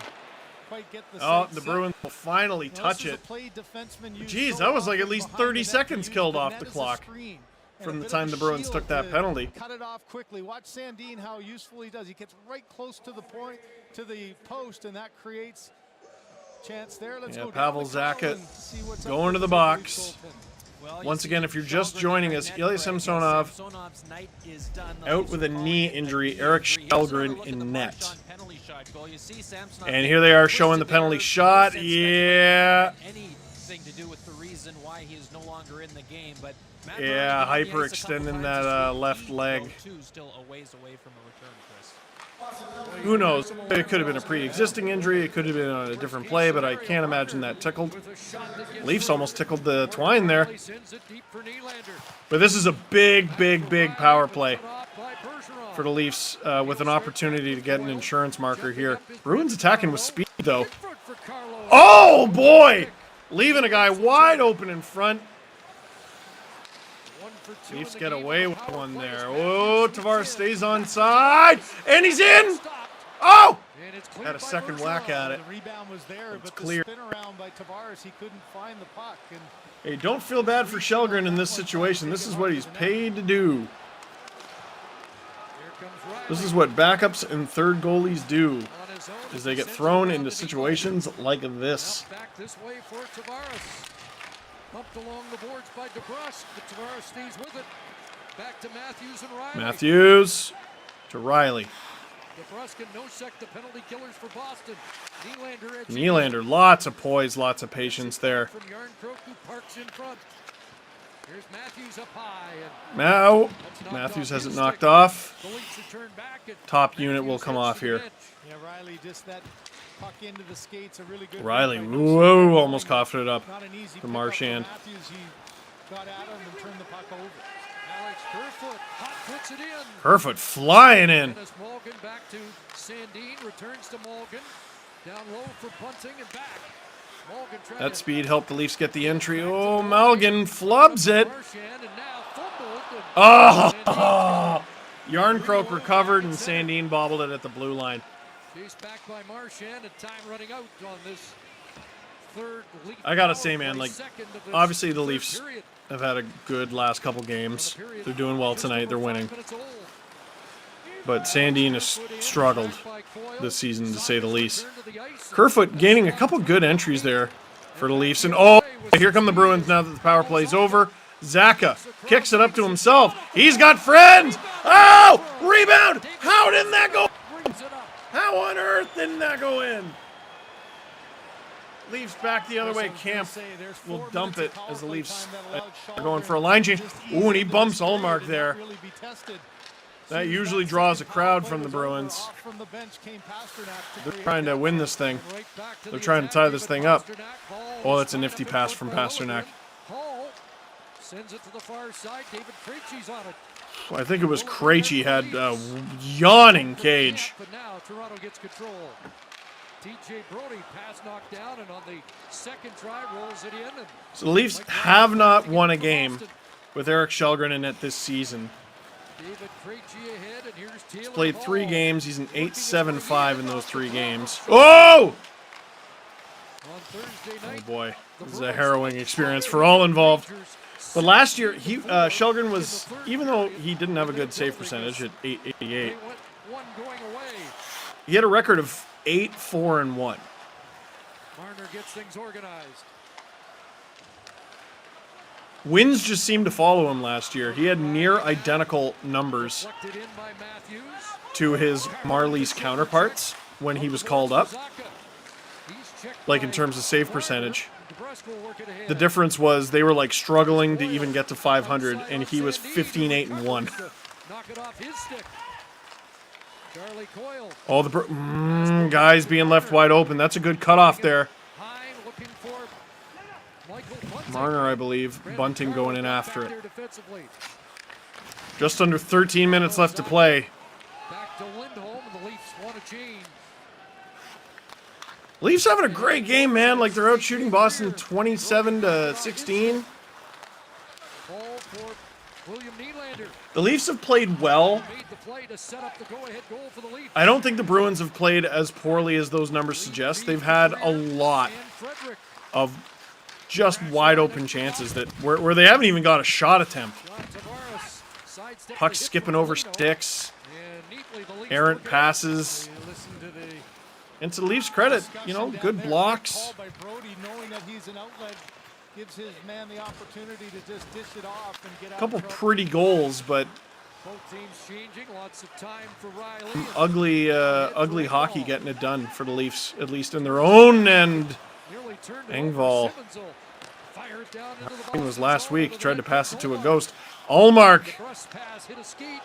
If you're a goaltender, 10 the goal. Leafs onside. Simmons blasted on, and the Leafs get the ozone draw. 8:18 gone here in the third. Are we going to get a look at that? Oh, maybe we are. Honest to goodness, David Pastrnak could have a hat trick tonight. Oh, and that one went off the post. That one went off the post. That Krejci chance wasn't even the best scoring chance the Bruins had on that shift. Watch Hockey Night in Canada with Steve Dangle. I'm Steve Dangle. Click like, click subscribe, tell all your friends. Every game day means being together is magic. Are you ready for magic? Coca-Cola is ready for magic. So am I. Leafs lose their starting goaltender. They need a magical performance from their team.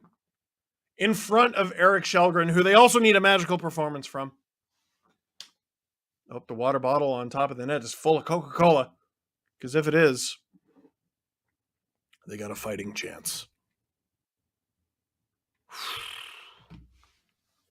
What do we think, Leafs Nation? How we feeling? Where's the confidence levels at? Anyway, yeah, Leo was skating. I never really did fully answer that question, did I? You're like, does he like hockey? I'm like, well, so we went skating, and my back hurts, but now it hurts less. Anyway, yeah, he really likes it. His favorite part of skating lessons is at the end, they let him play with hockey stick and puck. Not a real puck. That would be heavy for a 2-year-old. Plastic gets the job done. Marco, what do the Leafs need to do to lock this down?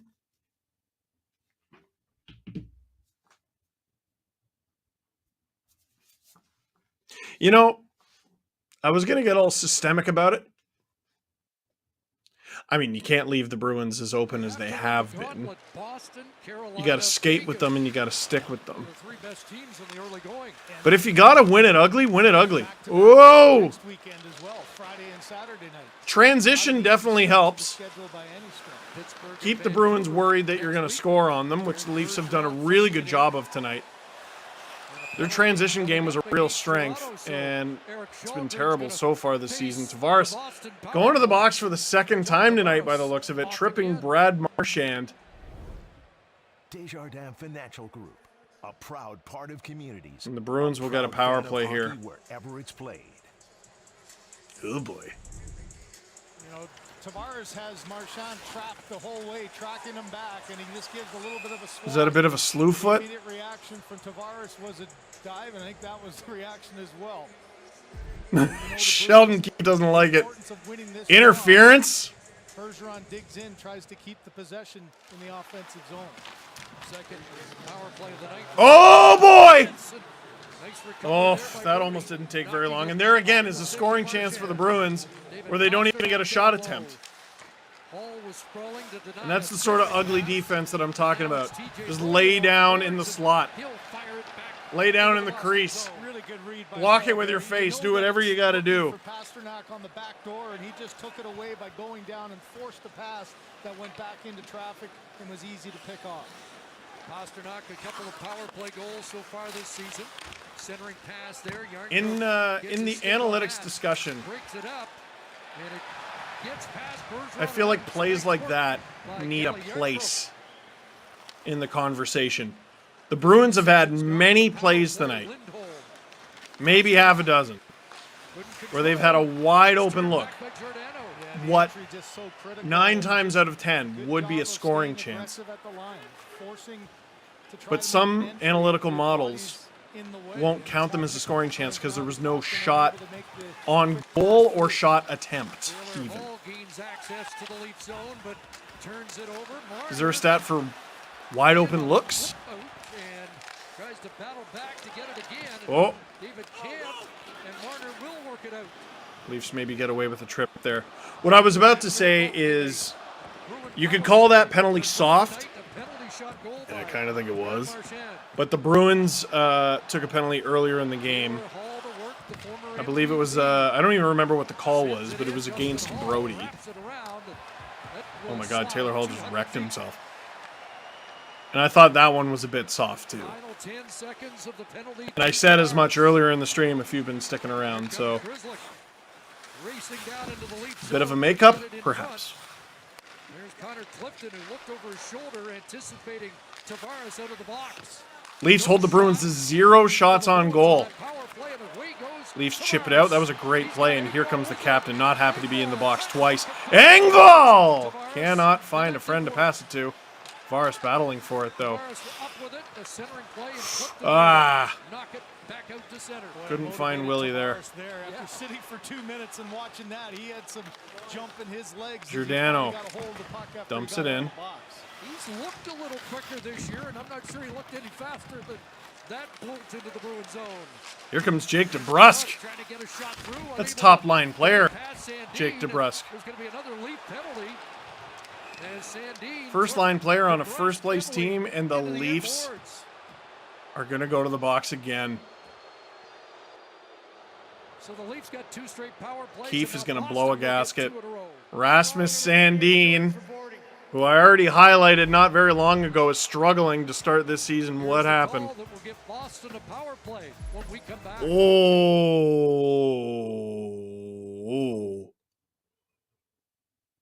Oh, that was bad. Is Jake DeBrusk okay? Oh, man.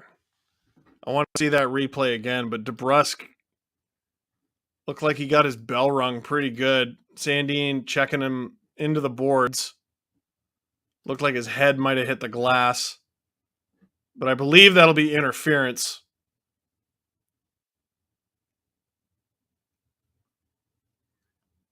Because while he was going for the puck,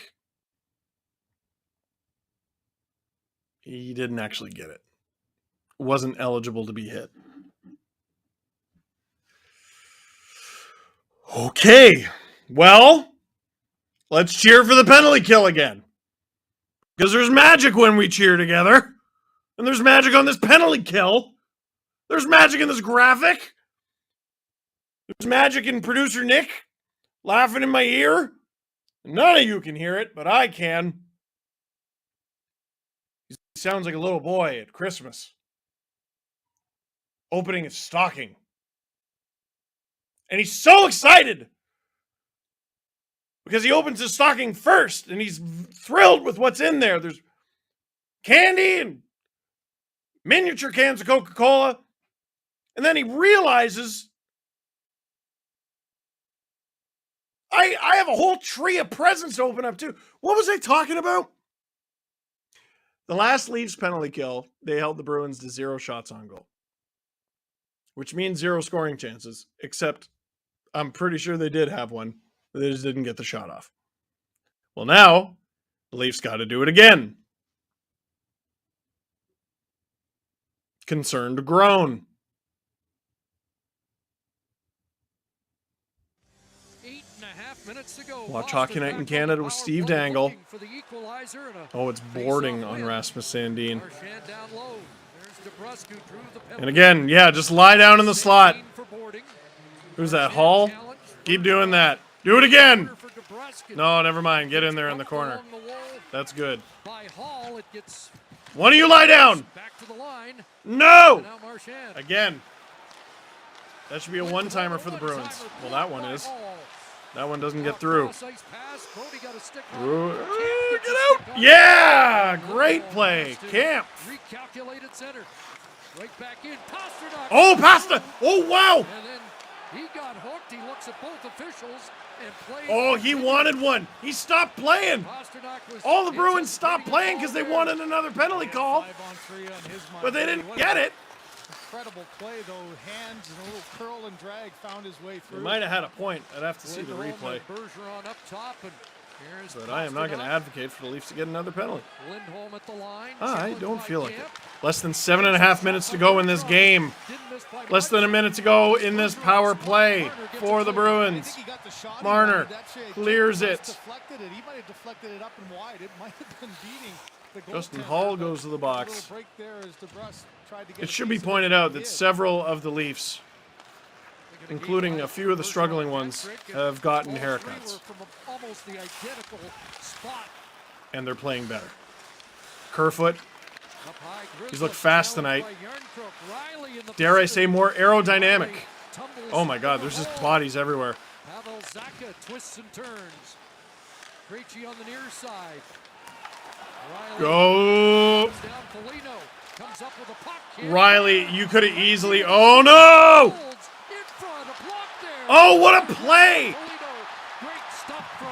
Giordano, how did the Leafs have this guy for 2 years? Oh no! Get down.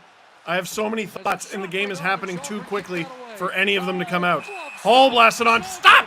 By Shelgren!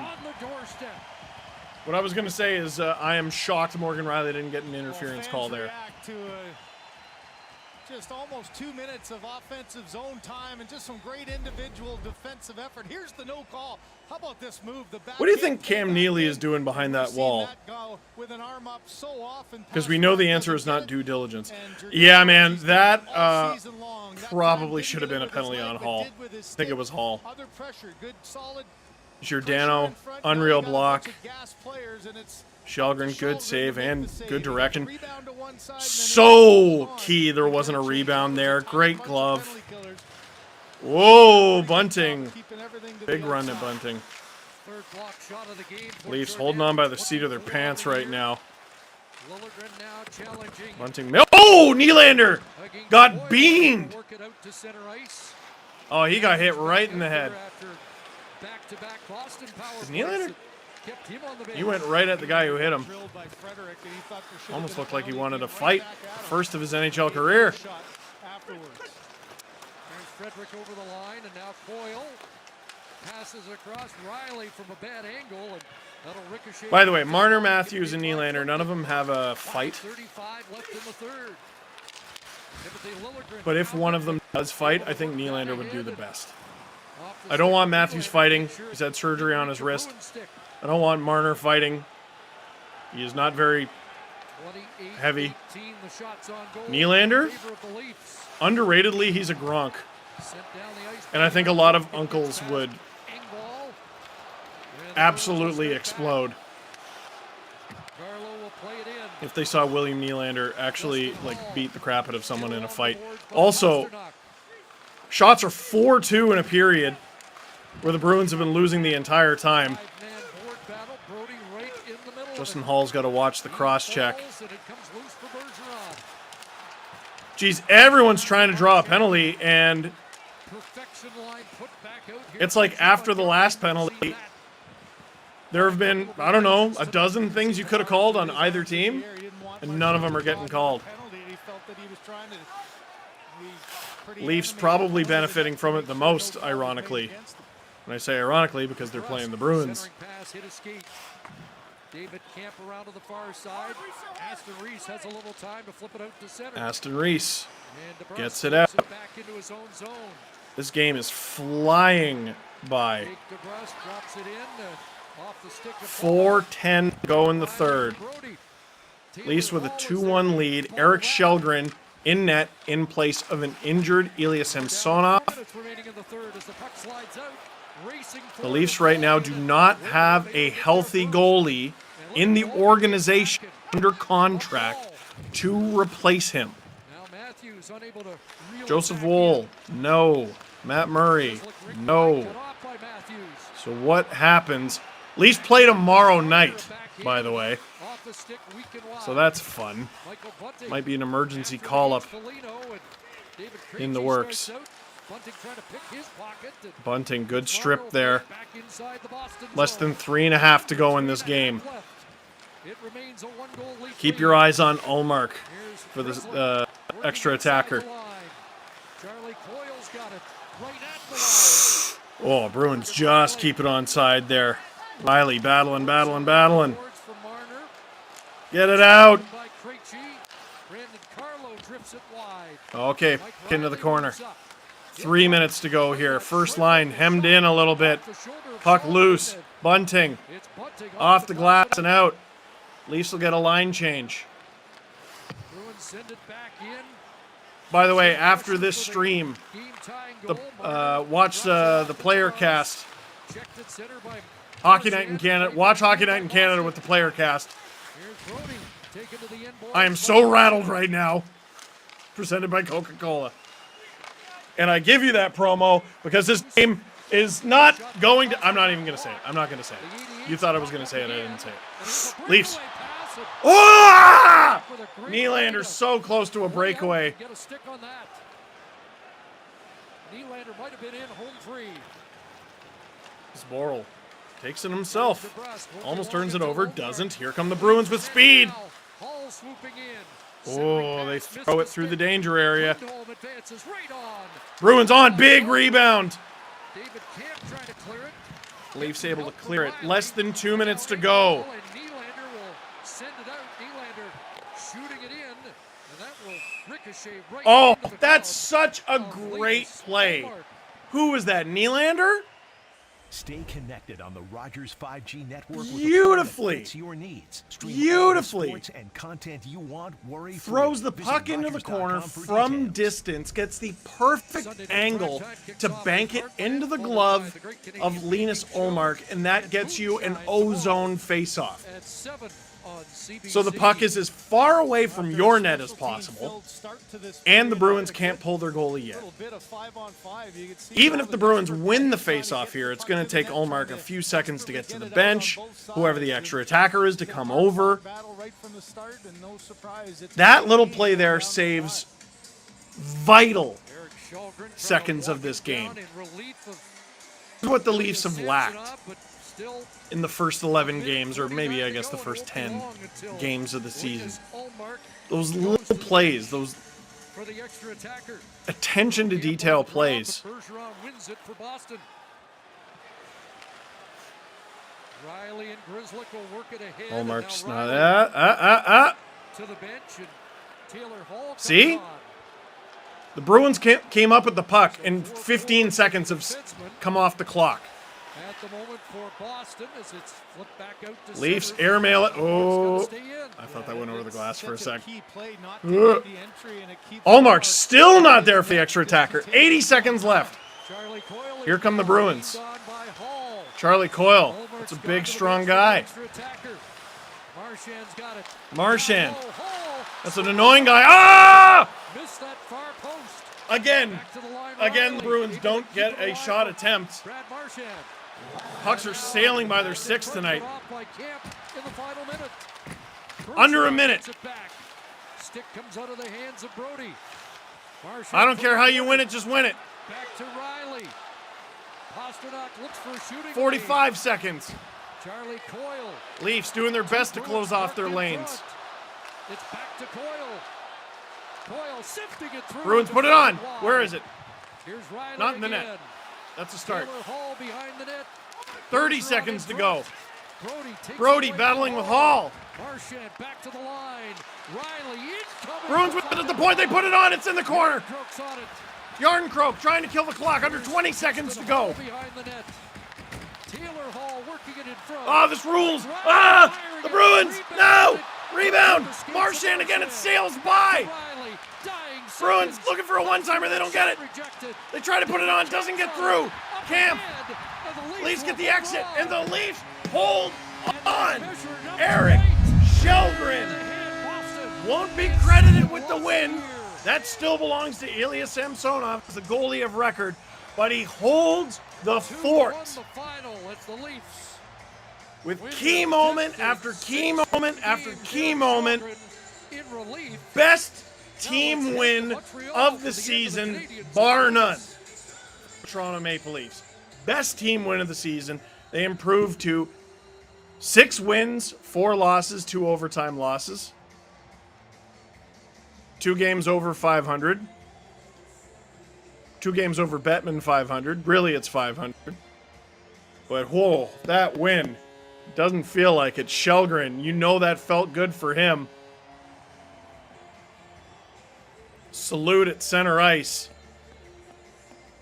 And Eric Shelgren becomes the first goalie not named Ilya Samsonov to win a game this season. Actually, no. Samsonov improves to 5-0 at home. There were no goals in the third period, so Samsonov remained the goalie of record. We've had a lot of weird stats this season. Holy mackerel. Watch Hockey Night in Canada with Steve Dangle, presented by Coca-Cola. I'm Steve Dangle. Click like, click subscribe, tell all your friends. That was pandemonium. Best team win, bar none. Leafs were great in transition. Their D were willing to do everything. Really good stretch passing. And great goaltending from both guys. I mean, the only goal allowed in the game was on a penalty shot.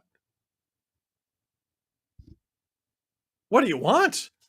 2 goals from Austin Matthews. Both were sick. One because of the hands on a phone booth. The other because of a really, really nice setup from William Nylander. We got highlights? Why not? I never ask for them when they lose. So let's do it. They won. They lost last week, right? Boo. We don't want that. Let's watch. Let's relive the night that was. Here's the first period. Bunting, again, great work behind the net for this goal. And Matthews, that's a drill. That's a drill. No Bruins on the guy. I can hear the control room reacting to this goal. Dirty, dirty. Who was that? Was that Nick? That is filthy McNasties from Austin Matthews. Why are you skating away from Matthews? I can't help but feel like that might be on Greer. After the Leafs take the lead, they're on the penalty kill. TJ Brody takes down Brad Marchand. His 9th career penalty shot. And he gets Samsonov to bite hard. And Samsonov appeared to injure his leg on that play. But what's amazing about that is there were still 15 minutes to go in the second period, and he didn't come out of the game until second intermission. So hopefully whatever injury Samsonov has wasn't that bad. Speaking of not that bad, that goal. William Nylander flying around the net. Setting up Austin Matthews again. Twice this game. Get a map! Get a map! The Flyers did the exact same thing. Yes, it's Matthews getting open. I mean, did he do anything extraordinary on that play? No. He like somewhat slowly skated to the slot and he just tapped it in. Once again, look at the left leg of Samsonov. Yeah. Hopefully he's just out of the game for precautionary reasons. The Bruins wanted a penalty there. They maybe should have got one. But you can't stop playing. And the Bruins with so many opportunities to tie this thing up and they're not able to do it. These are the final seconds. Hall was all around it tonight. He wasn't able to get it done. Like, that one sailing through Marchand was the Bruins night in a nutshell. I'm not taking anything away from the Leafs. That was a brilliant game, the best team win of the season. But did the Bruins not look distracted to you? Both Leaf goals come from them leaving Austin Matthews completely alone. One of them was on the power play, yes, but whatever assignment you have, you probably leave it to cover Matthews. And how many plays that are almost always tap-ins for the Bruins, or at least they have been this season. Plays that are tap-ins for them. Or at very least, they got a shot off or a shot attempt off. Sailed through hands, sailed through feet, sailed over and under sticks tonight.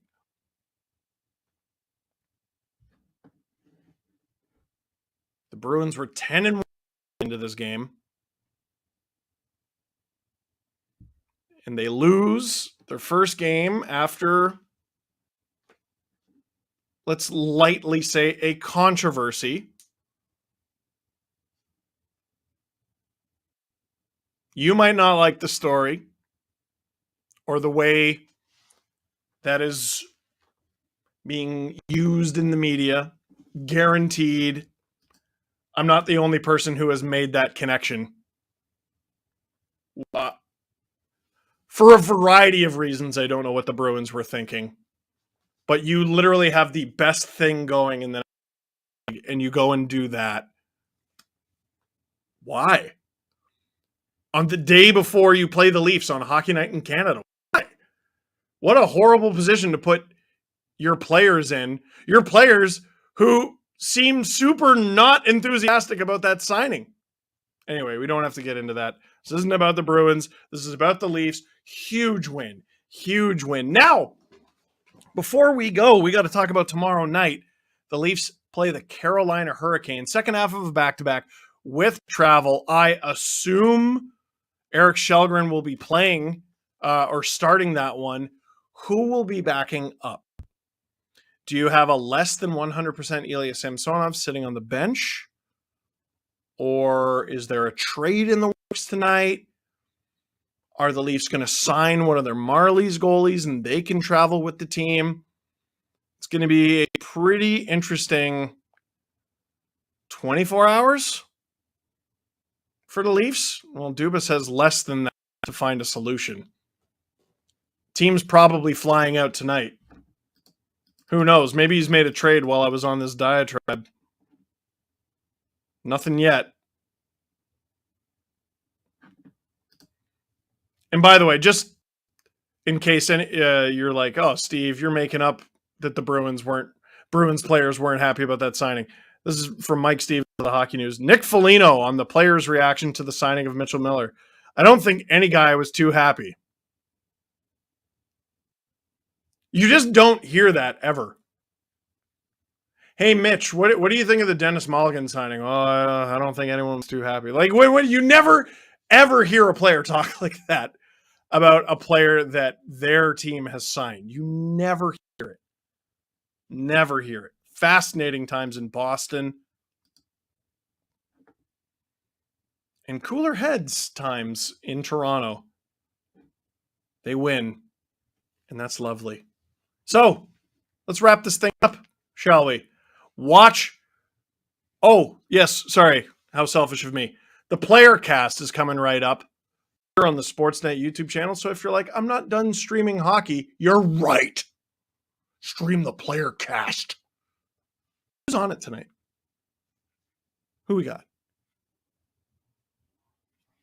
players, former NHL players on the Player Cast, as always. Craig Rivet and Andrew Peters with Mike Rupp as a guest, doing a little media tour. All right, so shut up, Steve. That is it for this episode of Watch Hockey Night in Canada with Steve Dangle, presented by Coca-Cola. Thank you very much for watching. Click like if you like the stream. Click subscribe if you really liked it. Tell all your friends. Leafs win.